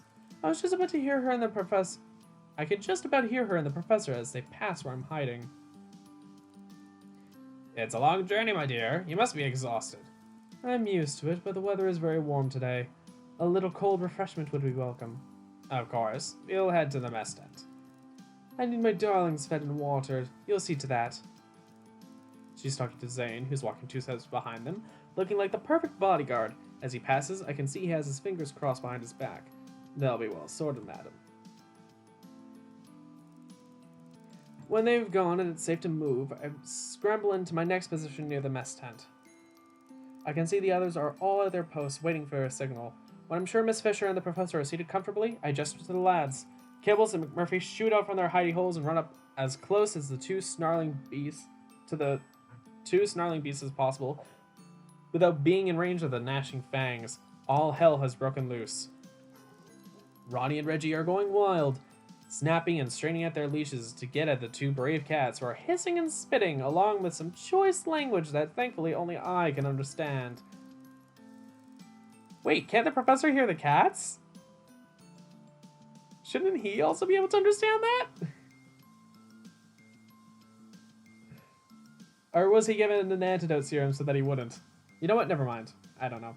Within a split second, Zane has jumped up behind the dogs and in one movement unclips the chains from their collars. We all hold our breath as they lurch forward toward the pair who are springing off as fast as their little legs can carry them. At the same time, I hear her voice in the receding din. What on earth is going on out here? And then seeing Zane with the leads and no dogs. What did you do, you fool? You've let them go. Yes, miss. Well, what are you waiting for? Go after them. I'm afraid I'm not going to do that, miss. She turns to the professor. Percival, fie this ignoramus. And he's not going to do that, miss. Have you all gone insane? Percival? He is right, I'm afraid. For goodness sake, you're both fired. Pack your things this instant. We can do this the easy way or the hard way, miss. She turns on Zane and lashes him across the face. Hard way it is, then. He's caught her arm and in one smooth maneuver, brought his other hand up and plunged the needle into her neck. What? He's... She stumbles towards Professor Popper. He injected me with something. What is it? Then, riding on Zane. What was that? Calm yourself, kitty dear. I'm afraid it's too late to put up a fight. The damage has been done. What damage? What are you talking about? Explain yourself. Perhaps I can help with that. Who are you? What's going on here? She's holding her neck and shaking with rage and shock. Find Miss Fisher a chair, please. We need to have a chat and it may take some time. Zane grabs a chair from the mess tent. I don't want to sit, I want answers. I think you'd best do as you've been told, young lady. Yes, all this unloading will play havoc with your frown lines. Finally, Kitty Fisher has been silenced. She looks from one cat to the next in disbelief. I think she can hear us. How? It's not possible. I'm afraid it is, my dear. She slumps down into the seat. My name is Noe. I'm the current research assistant. I've been infected with a virus that causes feline transition. As you know, like so many others before me, I would not have been allowed to reach the mainland. Kitty brings her hand back up to her neck with a look of realization. Yes, that's right, Miss Fisher. You are now in the process of transition. The blood in the syringe was willingly donated by our very good friend, Ravenpaw. She is a half-elder and has the ability to infect. She was your only success at interbreeding. Sadly, her parents, along with many others, were killed in those experiments, but she still survived. Are you seriously telling me that I've been infected? Well, what would your deduction be, given your newly acquired linguistic abilities? But why? To force your hand. There are things we need from you that you would not give without leverage. What things? Are you trying to blackmail me? Do you understand you are dealing with, you ridiculous child? I certainly do, Miss Fisher, and I have the utmost respect for the many good things the Fisher Foundation has contributed to the world in so many diverse areas. However, the atrocities you have instigated here on this island are unforgivable by comparison. How dare you judge me? You are nothing, nobody.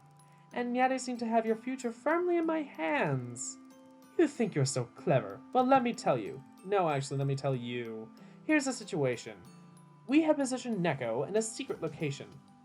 Neko? Zane steps forward and shows Kitty Fisher his catalog. This is Neko. She was the first researcher you hired to assist Professor Popper on this project. She was a brilliant scientist with a bright future ahead of her, until she discovered too much about the Pretty Kitty Foundation and you forced her to be forcefully injected with a virus. Do you remember her? Kitty frowns. Of course I don't. How could I? Maybe because she threatened to blow the whistle on this whole foundation? A dawning realization spreads across Kitty's face. Her! That busy little bee buzzing around my business. Why should I concern myself with her? She's long gone, catching mice and scratching fleas. Hardly a threat now. Look at the date on this photo, miss. Neko is proof that the antidote works. A nasty smile spreads across her face. Oh, good. Kitty draws a gun from her pocket. Then give me the antidote and I won't blow your tiny brains out. I wouldn't do that if I were you. You see, as Neko reverted, all of the memories came back. She has a world of information and proof of the despicable things you have been doing here. Find her, Percival, and bring her to me this instant. She's not on the island, my dear. Her secret location is on the mainland, which is pretty big, to be fair, where she is now waiting for a call from us, which if she doesn't get by 1800 hours precisely. Then, she will then attend the press conference she set up with the Global News Syndicate, and we expect visitors here very soon after. Kitty's demeanor changes. What is it you want? You need to atone for the heinous crimes you have committed here, not only against the cats and humans, but the island itself. So we've had Neko visit a reputable law firm to have a contract drawn up, which will be couriered to your legal department as soon as you give the word. In a nutshell, it allows you to continue research here on the island with the following provisos. 1. You fund a veterinary clinic to be set up here, dedicated to the well-being of all the cats on the island. 2. All of your research which involves cats or animals of any kind ceases immediately. However, you may continue to research the island's properties with due consideration for the effect you have on its environment. 3. All results and findings from here on must be shared with the World Health Organization for the benefit of medical advancement, because clearly you have been hiding a lot. You won't have finer details right now, but you can trust us that there are no hidden traps. We play straight, Miss Fisher, unlike you. Despite our queerness. Yeah. We've asked for a modest allowance for anyone who chooses to return to the mainland, and the guarantee of a job for life if they want it instead. You certainly know how to pick people who have loyalty and integrity. Finally, those qualities will be put to better use and everyone will be a lot happier for it. What do you say, Miss Fisher? Kitty lowers the gun. Where do I sign? What? That easy? You're not going to put up a fight? The battle is nothing. The war's been fought and won already. Bravo, child. Besides, I know a good offer when I see one. I will be rehumanized as I escape incarceration. I continue with my highly profitable cosmetic research. And I get to be the good guy, sharing my discoveries with the world. Excellent PR and marketing. I couldn't have asked for more. I can't help smiling. Kitty Fisher has turned out to be every inch the businesswoman I imagined. Let's just hope that she doesn't turn cold and calculating again. She probably still is, but still.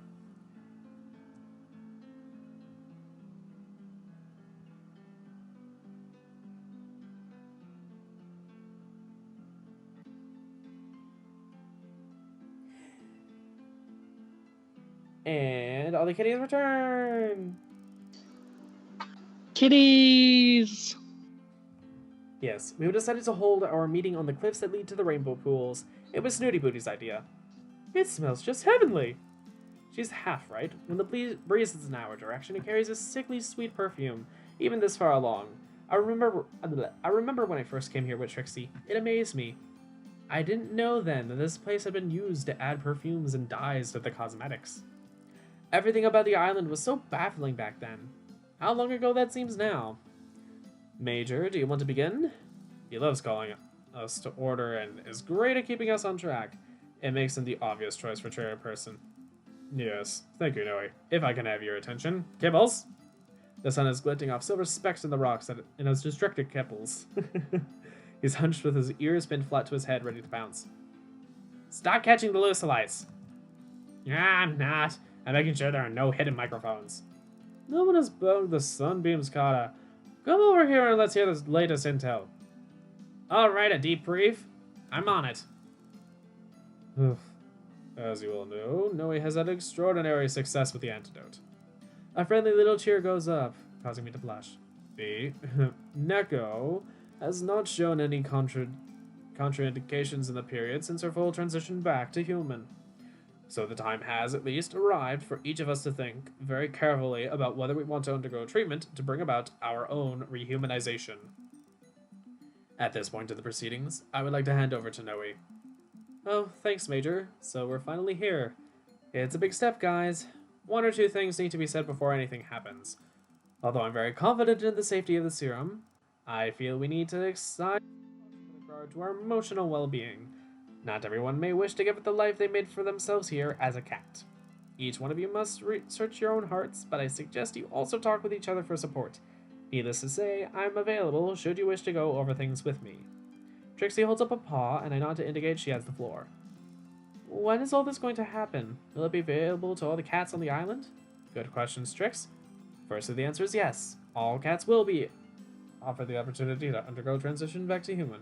However, we thought it would be best to offer it to you guys first, as you have been instrumental in bringing this about. That way, should you choose to, you can be extra pairs of hands to help when we roll it out to everyone else. It will be a bit chaotic at first, but what on Cat Island is ever straightforward. Exciting times, Kata! Next, right. Let's enjoy the rest of this adventure. We've earned it. And my other question? 3 days, my friends. We begin in 3 days. There is some general cheering, and it feels like a natural place to end. Oh boy. Can't wait for the rest of this.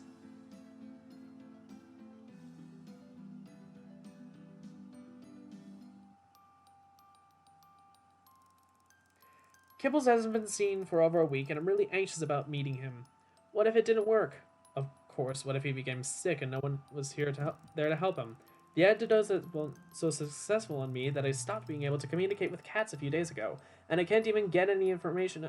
So I can't even get any information about him. Oh.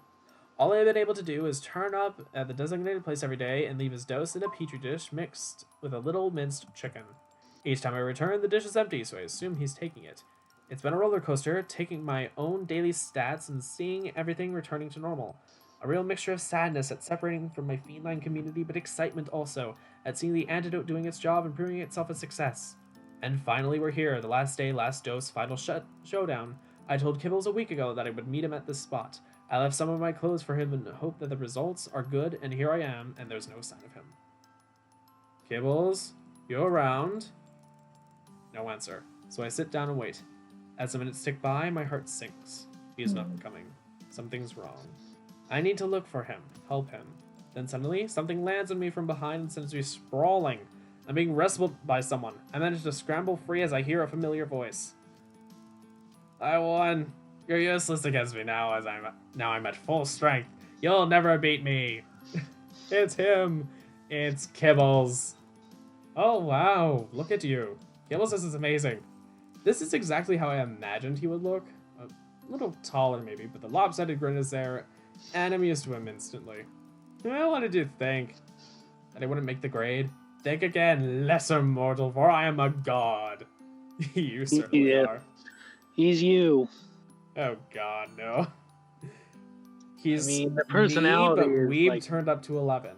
The personality is all right there. Fair enough, fair enough. But again, weeb turned up to 11. Mm-hmm. Me if I actually were a weeaboo. You mean you aren't? I want my money back. No, I'm just an uwu. Uwu? Ooh, what's these? So it all went okay? No problems? Of course not. It was a spin in a phone box. No regrets? Are you joking? Check out these beauties. He wiggles his thumbs in my face. Wow, Kibs, we can have thumb worms. Yes, but can we not call me that dumb name anymore? What, Kibbles? He blushes. Yeah, that. Okay, what shall we rename you? Got anything in mind? Yes, I have. I thought if this day ever comes, I want a name befitting the momentousness of it. Okay. He straightens himself up to his full height, shoulders back, chest puffed out. I hope I'm going to be able to keep a straight face for him. Has he fully gotten his memories back? Oh my fucking god. Stantharg Helm Crush! At first, I'm not sure if it's a joke. The earnest look on his face tells me he is perfectly serious. Well, it's very... You can call me Stan for short, though. I heave a silent sigh of relief and quickly grab him in a hug. Great to finally meet you as human, Stan. But when we're in company, you must use my full name. I will, Stantharg Helm Crush. I certainly will. Don't you want to meet Stantharg Helm Crush? That's you. Stantharg Helm Crush. We stare at each other for what begins to feel like an awkwardly long time. I decide to finally break the silence. So there's just one more question that needs to be answered. Oh yeah, I've been giving to some thought of PC or console. What? I'm talking about our future. Yeah, me too. We need to pick one soon if we're going to game together. Stan, I'm talking about where we put the PC. Oh, you're thinking PC, huh? Kibbles, I'm asking whether we should live here or start our lives together on the mainland. Ay, ay, ay. These two don't belong on this island. Off they go to the mainland. Leave for the mainland. That's what I chose. That makes sense for these two. This isn't good. The island isn't good for Stan. It's whatever for Chesty, but like, Stan doesn't, you know. Chunkers and Snooty! I'm nervously waiting for Snooty to make her entrance. She told me to wait for her at our favorite spot on the beach, under the shade of the palm tree. I can't wait to see her in her human form. That's assuming it worked for her as well as it has for me. We've both been taking the antidote for the past week. On her strict instructions, I've not been allowed to see her, but my results have been amazing. All of my vitals have returned to normal. You know, you should stand in the presence of a lady, Chunkers. I hear her before I see her, and the sound of her voice gives me goosebumps. I jump up and turn around, but still no sight of her. Snoots, where are you? That name is no longer suitable, and I demand that you stop using it immediately. Whatever you say, madam. Just please come out so I can see if it's worked. If it's worked? Of course it has worked. Why would it work on you and not me? And as I follow her voice to behind the largest of trees, I catch my first sight of her. Oh my goodness, you look incredible. Yes, well, we're going to have to get me some decent clothes. These rags you left for me will not do, not one bit. She's wearing a dress I managed to pilfer from Mrs. Marigold's washing line. It hangs rather forlornly from her tall, elegant frame. Shopping is the first thing on my agenda. Slow down a minute, Snoots. Let's take it nice and easy. You're new to all this. Actually, I'm not. Fewer memories than I expected have returned, but there is enough to tell me that I was a very competent human being for a very long time. That's great. What's more, I was an extremely talented shopper. I cannot wait to visit that mainland and brush up on my skills. You have all the time in the world to do whatever you want. So I take it there are no regrets? Have you taken leave of your senses? Look at me! Why would I regret anything? You're right. You look stunning. And she is. I can see now the alabaster skin she was always protecting in the frame of delicate bones. Truly aristocratic. How do you feel? Remarkably well, considering... She does a dramatic twirl so that I can appreciate her beauty, and then stops in front of me very serious. I believe I owe you my gratitude, Chungers. I will never be able to thank you enough, but I will certainly never stop trying. I cannot believe these words are coming out of Snooty Booty's mouth. And then, where is it then? Where's what?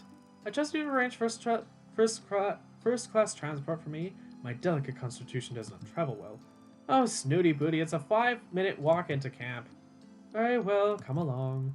and suddenly she's off leading the way, leaving me to follow in her footsteps. I have a feeling this is the pattern of how our lives are going to be, but I don't mind. I'm just happy beyond words. I was thinking of Prudence. Oh yes? Who's that? Me, possibly? Prudence suits me, does it not? I think you can be called whatever you like, Prudence. And she waits for me to catch up to her, slips her delicate little hand in mine, and gives it a gentle squeeze. You know we have some serious talking to do. I suppose you'll be wanting to know my grooming requirements as a human, massage, things like that. I suppress the laugh that's working its way up my throat. Yes, of course that, but also where our future lives will be, here on the mainland. Oh, I see. Yes, that is a rather large question. It would be hysterical for Snooty to stay on the island, but I don't think that she would. No, I think we'll go with mainland again. Yeah, go back to the mainland, Chunker's Prudence. You two. I think I did 3 mainland, 3 island. That was the Yeah, way I we'll did it. see I how. said, I said Chungers, I said, Kibbles is a snooty little 20-year-old. He won't live on the island he needs that technology and shit. I mean, Yeah. granted, it's not like once you see the island, it's like, it's not just an island. I mean, it becomes like, because again, there were a shit ton of cats. So it becomes like this not giant, but it becomes like a city, basically. Oh, wow. But, yeah, so I think I sent Snooty, Kibbles, and Irish Creme back to the mainland, and then I kept the other 3 on the island. Hmm. So, do with that what you will. Okay. Today is the day. My heart is in my mouth as I make my way to our meeting spot. I haven't seen Mac for a week. Each day I've left the saucer outside his little hideout in the forest. He wanted it mixed with some grog, so I've just been coming and tipping the antidote into the saucer. I don't know yet if he's even been taking it. What if he changed his mind? I decided not to take the risk. It is still a risk, although I've taken every precaution possible, deliberately waiting long enough to see if Neko developed any side effects before allowing anyone else to take it.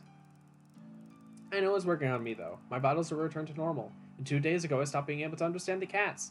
I no longer speak their language. That was a sadness, and I feel almost like a traitor, but ultimately, I'm hoping they will all benefit from this breakthrough and be able to return to their human form. I've reached our spot, but McMurphy is nowhere to be seen. Mac, it's me. I don't know if you can understand me anymore. Are you here? I hear something rustle in the bushes. Is that you? It's okay. Whatever has happened, I can help you. Just let me see you. Are you ready? Sure you're ready for this, Kata? That's a different human form that I was expecting on him, but... Oh, Mac, thank goodness you're okay. Then it strikes me that I can hear him again. You're speaking! Well, they never stopped doing that as far as I'm aware, Kata. I go as far as to say I'm a born order. If you don't come out of those bushes right now, I'm coming in to get you. I knew you'd never be able to control yourself around me. And there he is. It's strange and wonderful at the same time. McMurphy has stood in front of me, a little restricted by the clothes I left for him. My size, not his. He's bigger than I imagined. Taller and broader, but every bit as rugged and handsome. Wow, McMurphy, is that really you? No, don't you think there could be... No, don't you think there could only be one of me? Disappointed or delighted? Truth, Narkata. I want to laugh, I'm so happy. Of course I'm delighted. I step forward to hug this amazing friend who I've shared such a journey with. We embraced for a long time. You know you're going to need to know my first name, huh? I didn't know you had one. I just always thought of you as being Murphy, like Madonna, or Prince, or Cher. Connor. Who's Connor? Me. That's my name. Huh. Yes, I like it. It suits you. Although you'll always be Murph to me. Actually, Kata, you used to call me Mac, didn't you? Oh, I think I did sometimes. Well, what's in a name? That which we call a rose by any other word would smell as sweet. Get you remembering Shakespeare already? I have to say, Kata, I was a bit worried that I might regret transitioning back to human. And?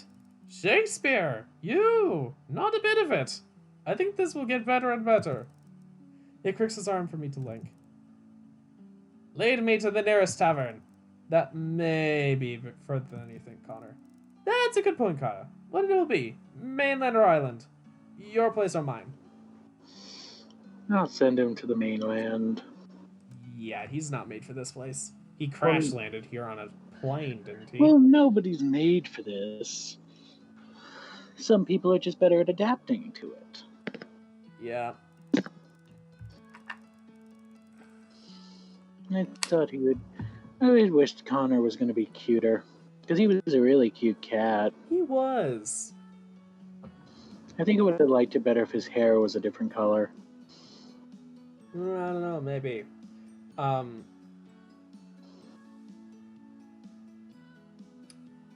His face and such just made me think woodsman more, or like rugged woodsman style. It would have been really good with like a hat or something, as opposed to a Irish pilot. brogue.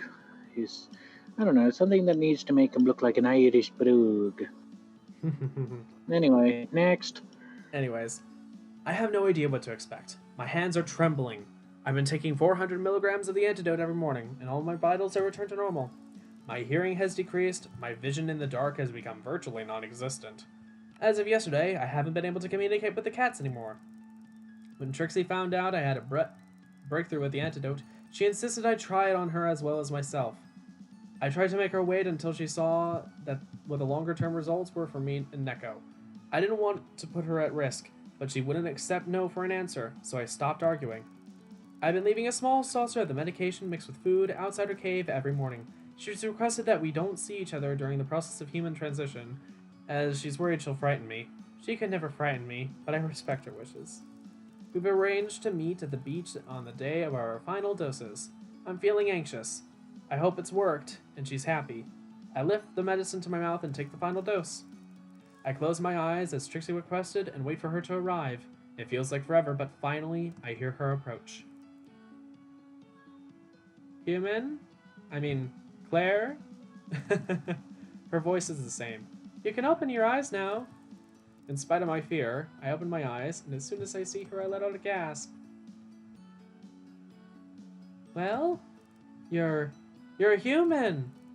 Yes. This awkward, bald, clumsy body is definitely not feline. Are you disappointed? Obviously, we spoke a lot about whether it was the right thing for her. Might she miss being a cat? What things could go wrong? I was more worried than her. Trixie takes everything in her stride. It will just be another part of the adventure, Humi. I never really thought of the possibility of her not liking a human once she had transitioned. Suddenly, I'm scared she thinks she's making a mistake. Are you? Am I what? Disappointed in me? That's when I really look at her for the first time. The tiny calico cat that I have come to know so well. Only she's not that cat anymore. Instead, she is a beautiful human with milky skin and wild hair. Still delicate, but strong and fierce and wonderful as she always is. I am utterly under your spell. You can never disappoint me. Good, because I intend to stay by your side for the rest of my one and only life. We take a step towards each other, and then we're holding hands, and we're spinning round and round, our heads throw back, hair caught up in the wind, and we laugh. I love you, Trixie. Still spinning. My name is Belle. A pleasure to meet you, Belle. As we slow to a stop, I realize it's time to come back down to earth. You know, we're going to have to make some big decisions now, Belle. She beams. Big decisions. Sounds stupendous. What kind of big decisions? Well, where to live would be a start. We have to choose one way or another. Island or mainland?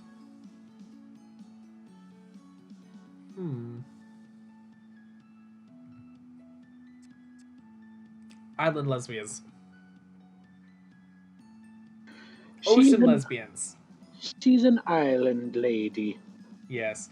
That is actually a reference to some allegory that was made way back in the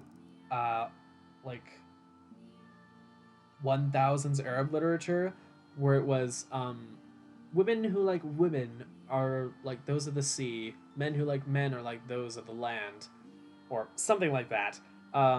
So it was ocean lesbians, land gays, and then there's this podcast called um, History is Gay. It's a very fun podcast, and they wound up making merchandise out of this. But then they also came up with the idea of coastal bisexuals, which is a very fun set of imagery. Um, anyways, yes, so they're ocean lesbians. I'm standing on the forest where we agreed to meet, feeling a little woozy.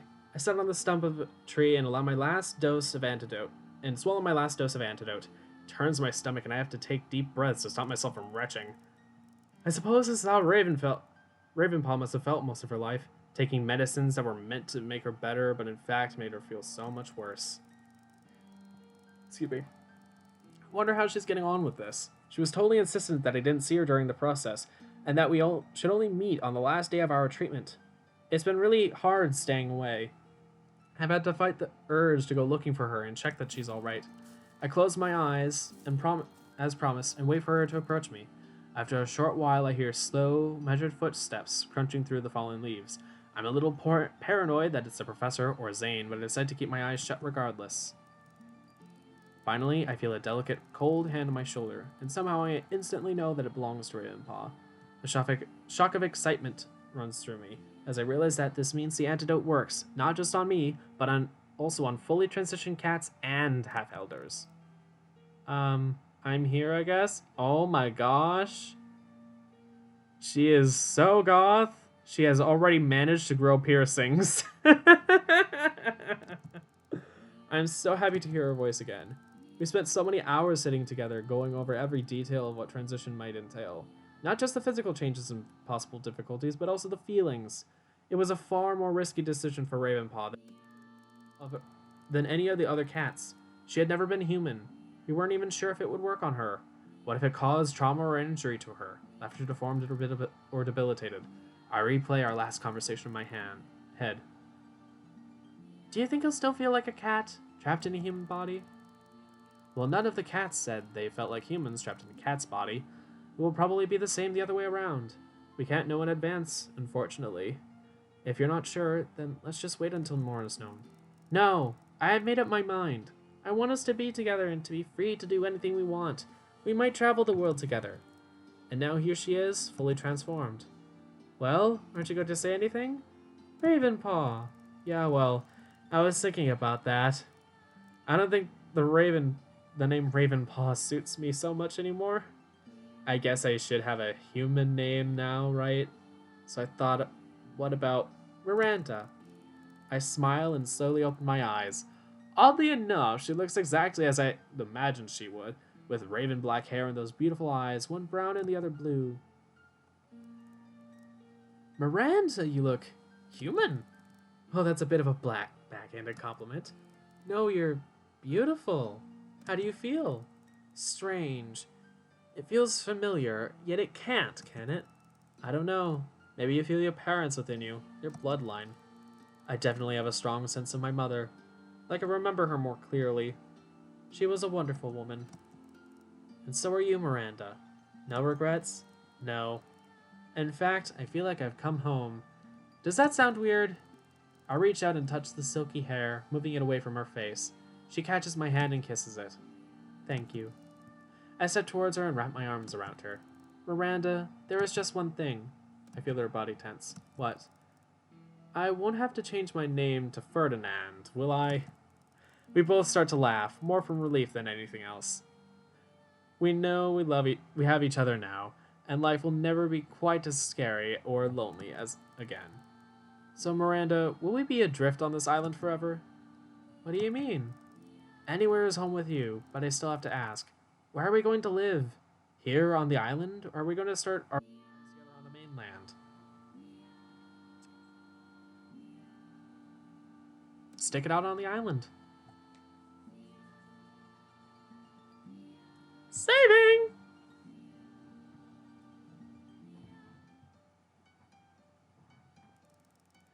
It's been nearly 24 hours since I stopped being able to communicate with cats. It's made me feel so cut off and powerless. What if something has gone wrong with Major's transition, and he has no way of letting me know? After I took my penultimate dose, I was already 100% back to human, so I have no reason to think the same won't have happened to him. I'm just winding myself back up. I should breathe the way I was taught to during Professor Popper's yoga classes. I'm sitting by the Major's tree, the place where we agreed before we met, before we went our separate ways. I keep turning the Quakestone over and over in my hand to steady myself.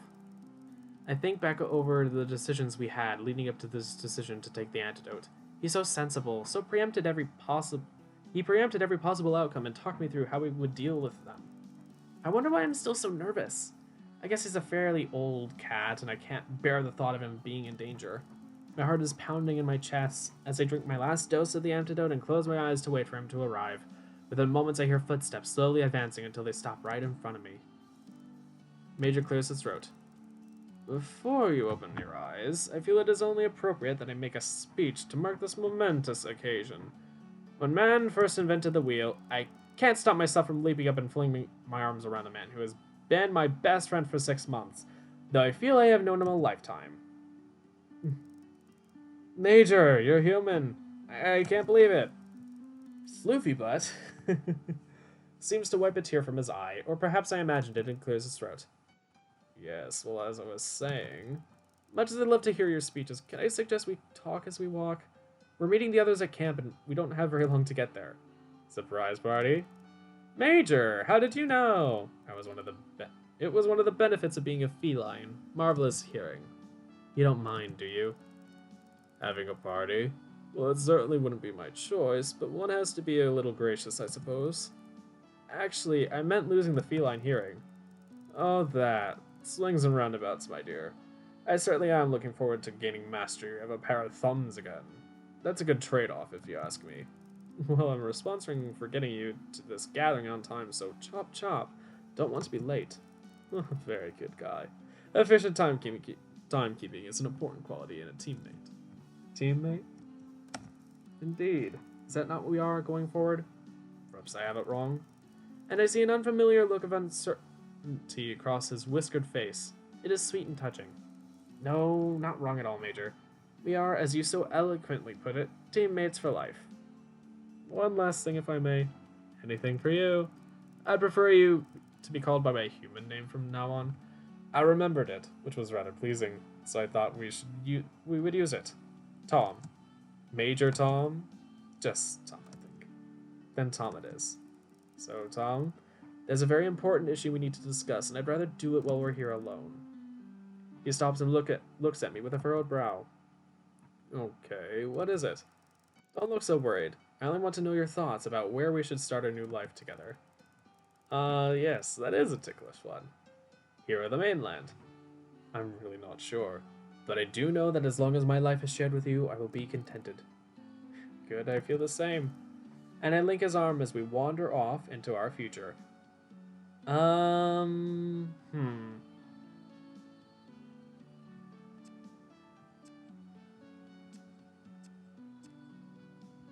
Leave or stay? Leave or stay? Stay. These two are the most suited guys for staying. The end! Everything in its right place. Chungers and Prudence, they left. Andrew and Connor left. Guy and Major stayed. Claire and Belle stayed. Chesty and Stan left. And Noe and Miranda stayed. 56.6% of the total games seen. 6 out of 18 endings found, and 1 secret found. All the cats were romanced, and the antidote was completed. Lovely! Now let's see what happened when they left. I'm woken in the middle of the night by sounds coming from the living room of our apartment. I guess instantly it's Kibbles, or rather Stan as he's known these days. I have trouble getting used to the new names. As I enter the room, I jump at the full screen image on his PC monitor. Snooty Booty with fangs, blood dripping from down her chest, a mad wild look in her eyes. What the hell, Kibbles? Name? Alright. Stan, what the hell is that? I know, awesome, right? Is this your project? He's been working really hard for his finals at art college. He's making a graphic novel about an island full of werecats who began to eat the settlers who invade the island. I think he may have some unresolved issues, but he insists he's fine. Oh my god, dude. Yeah, got loads more to do. Would you put a pizza in the microwave for me? Are you sure midnight snacking is a good idea? Yeah, I'm starving. Okay, but maybe let me make a salad to go with it and I'll join you. You can show me the new artwork. Cool. Grab a couple of beers and let's pull an all-nighter. We can work on our cosplays for MegaCon next week. Or next weekend. What the hell? I don't have to go into my new veterinary practice tomorrow. And I can't resist the thought of getting a preview of what Stan's wearing next week. He's been keeping it under wraps for weeks, teasing me about how he's going to take first prize in the competition. He is really good at cosplay, so maybe he will. We've been off the island for a year now, and although it's taken some adjusting, I couldn't be happier. Stan keeps me on my toes, he makes me laugh, and he stops me from becoming too much of a stuffy scientist. We've got a cat too. It was his idea. When we were administering the antidote to all the cats on the island who wanted to revert, we discovered that there were lots of litters of kittens who had lost parents and needed rehoming. Stan wanted to take an entire litter. We'll have a full raid team. I insisted we only take one. No one knew how any of it was going to work out, apart from the abandoned kittens.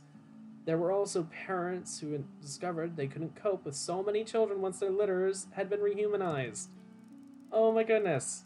For a while, it was chaotic, but the island was like one huge family, really.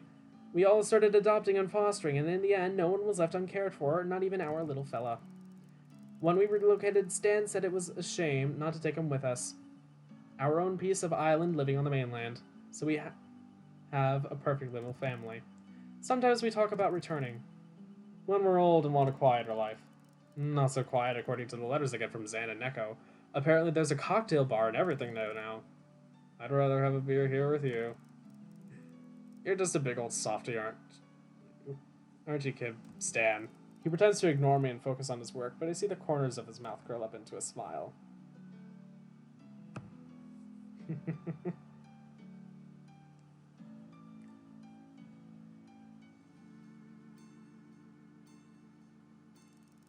I don't think I've ever felt more frightened in my entire life. I would gladly go through everything that happened on the island 10 times over than stand in front of these cameras.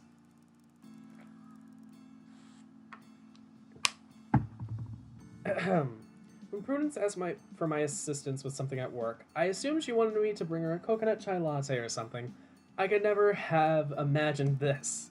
Oh, for heaven's sake, Chunkers, would you relax? You're supposed to look professional, not perspiry. I'm sorry, Prue, but I've never modeled before. I've never even worn makeup before. Anna, more powder. Do hurry before our model melts into a puddle on the floor. One of Prue's many minions dashes around me, swatting at my face with a round puffy thing, causing clouds of powder to fill the air, making me splutter and choke. This makes me think of the scene in the first season of Legend of Korra, when Korra just bashes a pad of powder in her face, which was very funny. Darling, the cover is geek chic, and who could be more perfect than you to be the face of it? Now please be a good little scientist, stand up straight and stop sweating. Maybe try looking seductively at that beaker. Prue, this is hopeless.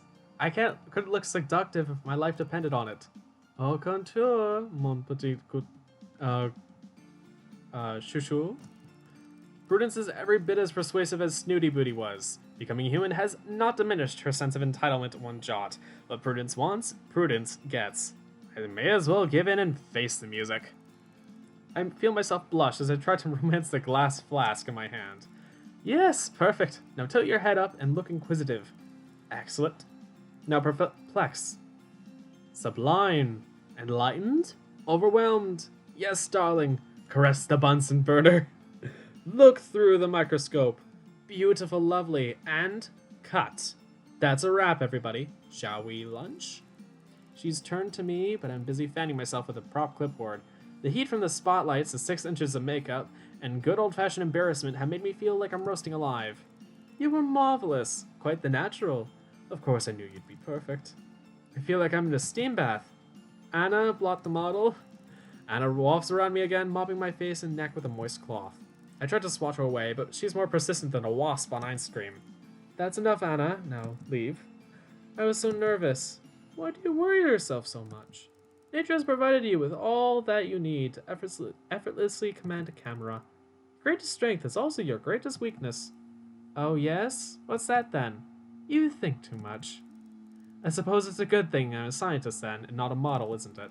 I see no reason why you cannot successfully be both, darling. She is always so certain of everything. Almost always right on that, too. It was her who decided we should leave the island and make a fresh start on the mainland. I was wary of everything we'd be giving up, but Prue wouldn't hear of it. There's nothing here that we couldn't have on the mainland, and better too. You're just being a scaredy cat now.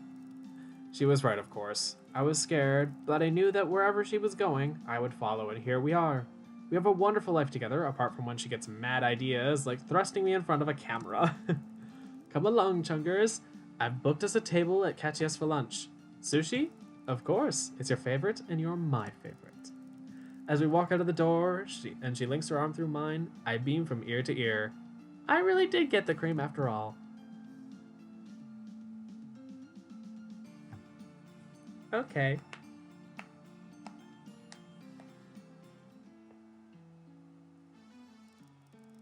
Oh boy.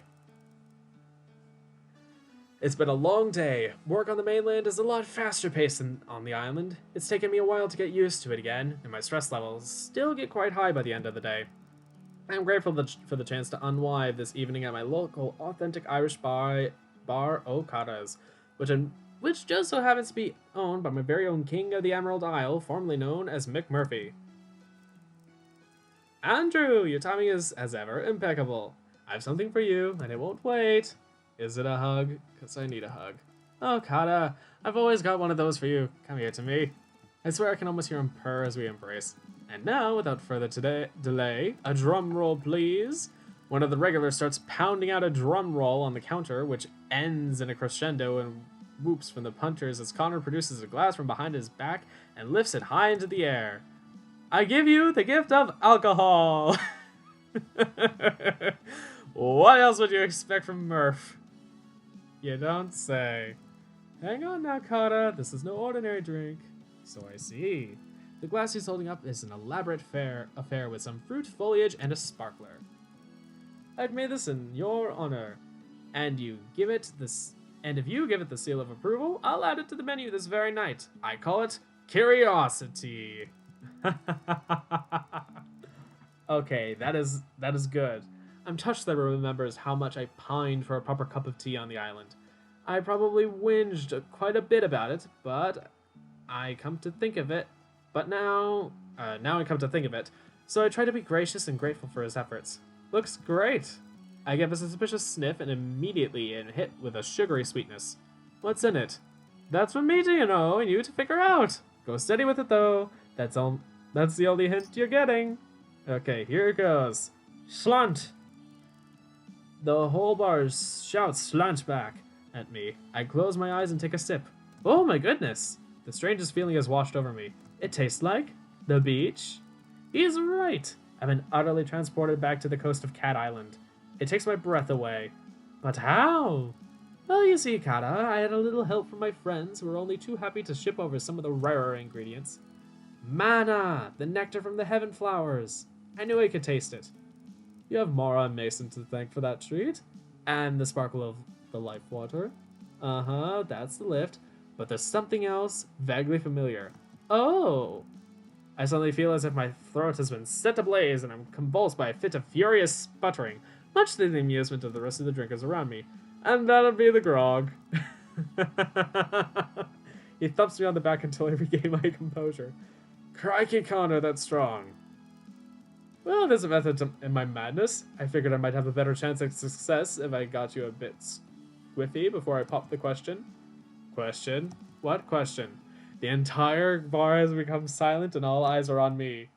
My sweet angel. Connor has jumped up onto the bar and is onto one knee. I feel myself being lifted by half a dozen hands, and suddenly I'm up there with him, my heart lurching into my throat. My darling Kara, would you make me the happiest man alive? He has pulled a small box from his breast pocket, and did me the honor of... Time has stood still. Donning me, Clara? Do what? Wear my ring! He opens the box, and inside is a huge, clunky gold ring, with 2 hands holding a heart. Ah, I'm taken aback by the sheer scale of the thing, which has for a moment rendered me speechless. Come on, God, I use your words, you can do it. Everyone has by now dissolved into fits of laughter, including me. You crazy Irishman, are you sure? I've never been more sure of anything in my life. Then, I would love nothing more. We embrace and the pub erupts into whoops and cheers. Murphy places the ring on my finger and I feel like the luckiest person in the world. And also like my arm might disconnect from its socket from the sheer weight of the thing. Trust Murph to have the biggest fucking ring in the world. Game you is very lucky, Andrew.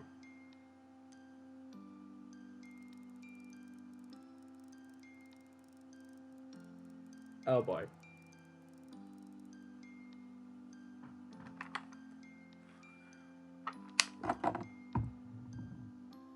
It's so much easier to reach Trixie's cave since the path was made. In only 1 year, the island has been transformed. Our end is like a proper village now, with a bar, shop, cafe, school, and of course, Belle's alternative therapies. I'm coming today in my lunch hour at Belle's insistence. I'm surprised that it would be alternate therapies, but okay. Your aura is way overdue for a cleanse. There's far too much green. And that's a bad thing? No color's bad, it's just unbalanced. You still lead too much with your heart. We need to help. We need to keep your head level with it. I'm a scientist, Belle. I'm all about the head. You're a vet now, actually, and you have the biggest heart on this island. That honor goes to you. There's not a person or cat that would disagree. Shh. She has begun her cleansing. I'm lying on a very comfortable massage table and looking up at the ceiling of crystals shining and twinkling. The effect is hypnotic. Her cave has developed into a wonderful magical therapy space. It's a contrast to the now high-tech establishment in what we still call base camp, full of labs and veterinary surgery, the best equipment and machines of every kind. This place, though, is more like a sanctuary, and has proved extremely popular amongst our growing population. Trixie never ceases to amaze me. I thought you would say Belle in that case, but yes. It's almost as every day she has learned something new, read an article, a book, taken an online course that continually expands her field of expertise. She has us all meditating and breathing through our chakras. Just this morning, one of the children asked if they could hold some rose quartz while I did a routine blood test. They said it helps the vein expand. We're all learning. Okay. Sure. We've left the far end of the island intact, and there are safety markers which clearly outline when you are crossing into Elder territory. It's a mark of respect rather than segregation, and acknowledgement that the island belongs to them as well as it us. Much better. Am I balanced? Do you feel balanced? There's something missing. She looks a little hurt. Oh, I did my best, Humi. Sometimes I think she forgets that she's a Humi now, too. And you did it beautifully. I feel great. But you said, I didn't mean with me. I'm 100% balanced and shining like a rainbow. Look, I stand on one leg with my arms out. Perfectly steady. You look like Percival doing his yoga.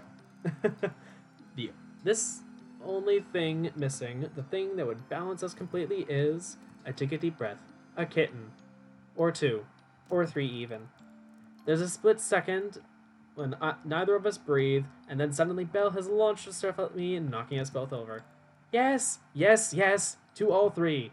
Triplets, triplets. When we were administering the antidote to all the cats who wished to be rehumanized, we discovered there were lots of litters of kittens who became children. It was difficult for the parents to cope. We were already like one large family anyway, so some of the adults adopted some of the children, and it just worked, in a haphazard island kind of way. There are 3 children whose parents have not been found who are ready to leave the hospital. I thought how perfect they would be for us, but I wasn't sure what Belle would think. It's a lot to take on. Now, lying underneath the twinkling crystal sky of her cave, I have my answer. It really has all worked out, better than I could have wished for. Good for you, Claire and Belle. Good for you. That will be a lot of work, though, and I don't envy that. I'm dropping by Miranda's with a picket lunch. We both had the afternoon off, so we thought it would be nice to go further afield today and see how the far end of the island is doing in the aftermath of everything that happened. It's been a year to the day that Kitty Fisher signed our agreement and we reclaimed the island. So much has changed. Well, on our side anyway. We have a school, a veterinary hospital, proper chalets, a couple of shops, a cafe, even a cocktail shack to unwind after work. The biggest change, though, has been with the inhabitants. There were a lot of cats who chose to be rehumanized. Two main points has to be addressed. One was that there were litters of kittens who became orphaned, and also parents who couldn't cope with so many kids once their kittens were turned into children. Gradually, we sorted it out. Some of us adopted some of them, and it all seemed to work in a haphazard island sort of way. The second thing was communication. Neko and I discovered through trial and lots of error that if we got the balance just right and mixed trace amounts of elder blood with the antidote, we could all still understand each other. We spoke the same language. It made life so much easier. There were, and still are, some teaching problems, people coming to terms with what happened to them. It made sense for Miranda, who became the island counselor, to become the island counselor. Nobody was better placed to understand the trauma caused by incarceration, loss of loved ones, long-term illness, and pain. Her empathy is stronger than anyone I know, and so is her ability to shrug it off. As I approach, I see the engaged sign is showing on her tent, letting me know that she hasn't finished with her last client. They still work out of tents, but okay, it's the counseling center. Although I'm sitting a respectful distance away, their voices carry through the quiet of the forest, and I hear Miranda speak. Just remember, there are no boxes anymore, only those you create in your mind. You're as free as you allow yourself to be. Now, so come on, hug and go play. After a moment of silence, a small cat slinks out of the tent and passes by me. Sadie.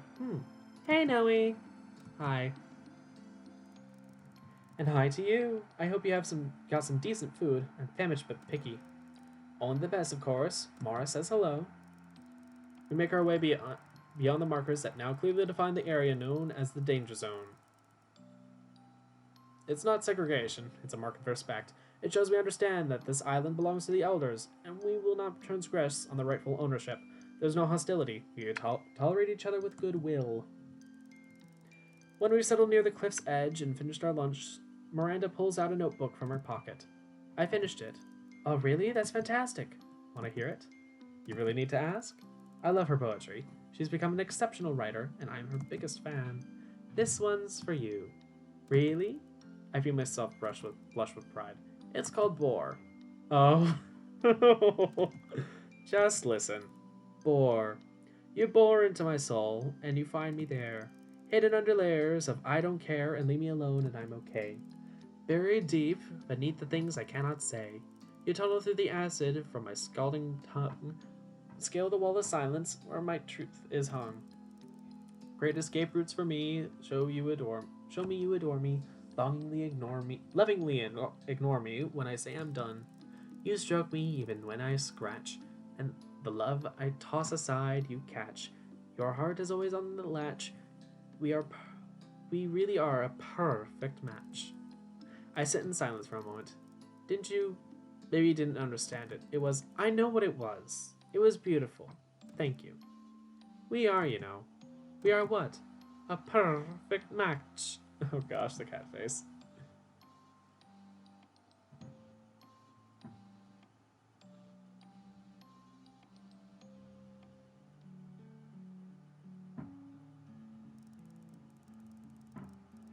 We've been here for almost a year now, and I still can't get used to knocking on the door of Tom's cabin. He takes it very seriously, though. He says respect and privacy are the things he went without for too long, and he wants them upheld now, so here he is, with his own office as Island Archivist. Hey, Floof. I'm the only person on the island who gets away with calling him that. Come. Are you taking a break anytime soon? Almost done. I just need to finish describing this piece of bone that the triplets found when they were mudlarking yesterday. Oh. Of course they would still work together. What is it? Can I see? He hands me a whitish gray fragment about 3 inches wide and 5 inches long. As I turn it over in my hand, I see a bluish tinge around the edge, and I recognize it straight away. Oh, Tom, this is from the Blue Moss area. He looks sheepish. No, let's not get head up. But you know I don't want the children to play around the area. It's too risky until we finish our research into the drowsy properties. They have been told, but children will play. Just not there. Speak to them after school. You really need to relax, my dear. This island is as safe a place as one could wish to raise children. We know every inch of it. I'm an archivist. You are a researcher. Between us, there's nothing we don't know about this tiny speck of planet here. Even so, I still get nervous about them being exposed to things we don't understand fully. The entire universe is full of things we don't understand. I know what happened last year, and the rebuilding and safeguarding that's taken place has brought a lot of change and getting used to new things. I stop in my tracks. What is it? Listen to you. I realize that amongst all the changes that have taken place, the biggest has been here, right in my nose. Fluvubutt. Stuck in his ways, rigid, blinkered, and stuffy, has been transformed into Tom, calm, reliable, safe, and above all, even-tempered. Fatherhood suits you. Adopting the triplets has agreed with you. After administering the antidote to all the cats of the island who wanted to be rehumanized, we discovered that there were, of course, some of us adopted them, worked into a chaotic, haphazard island kind of way. We're all one big family here now anyway, really. Well, they were very agreeable little people. He's such a softy when it comes to the children. They can run rings around him. Yes, they are, and so are you. We're so happy together. Sometimes I can't quite believe it. This strange story could not have had a better end for us, and I'm very grateful for it. Good for you, Tom and Guy. Good for you. Or at least Game Tom and Guy. The end. For real now. My goodness, there was a lot. Yes! New unlocks! Meet the devs extras! We're 20 minutes over. Yes, I know. I am amazed that it took this long. Yeah, I told you, they put in a shit ton of exposition at the end. Plus all the endings, all the choices, all the reload. It's a lot. But we're done! We're done! Purrfect Date is done! Yeah! Yeah! Right! Ay, Dios mia. Damn right. All right. We'll figure out what we're going to do in this time slot next time. But for now, you'll just see us do... Yeah, whatever. But you'll see us do Ace Attorney next week. Hooray! Hooray! We'll have a new case. I forget what it's supposed to be again, but yeah. But yay! Okay, cool. Do the outro. Yes. All right. So, thank you all so much for watching. We hope you enjoyed. Please leave a like if you did. Subscribe if you want to see more. Hit the notification bell if you want notifications. It's for when I go live or release videos. You can also check out Andrew's channel, linked in the description down below for stuff that he does. Hello. Yes. And we also have a podcast called 2Gays Dragcast. Currently, we are wrapping up Dragula. We still have to do a little bit more about that. You have to edit. Yeah, I have to edit the last episode of that. And then after Dragula, I think we're going to move on to, let's say, Drag Race UK. Yeah. Yeah, because that's what's going on right now. Mm-hmm. Unless something else gets announced. Yeah, I mean, we also have, like, backlog Dragula Season 1. Yeah, Dragula Season 1. Drag Race Thailand. Yeah. Drag Race Thailand, with Seasons 1 and 2. I still have to go back and remaster episodes from the Blossoms and Smith show. Yeah, I'll have to do that. Yep, got lots of stuff coming to this podcast. It's drag, drag, and more drag. Yay, drag, yeah! Woohoo! Okie dokie. Anyways, that should about do it. So thank you all so much for watching one last time. This has been Guy Smith and... He has a pillow over his face. Signing off. Until next time, take care. We'll see ya. Bye! Bye! I don't know why I put a pillow over my face. Goodbye, You're trying to snuff yourself out, are you? No. Maybe. I don't know. Is this sexual or something? Some people like that. Some Oh. people like getting their face buried into a pillow as they get plowed from behind. Oh my. That just, was a way to end the stream. Okay. I just like muffled voices like this. Bye-bye, everybody! Bye-bye.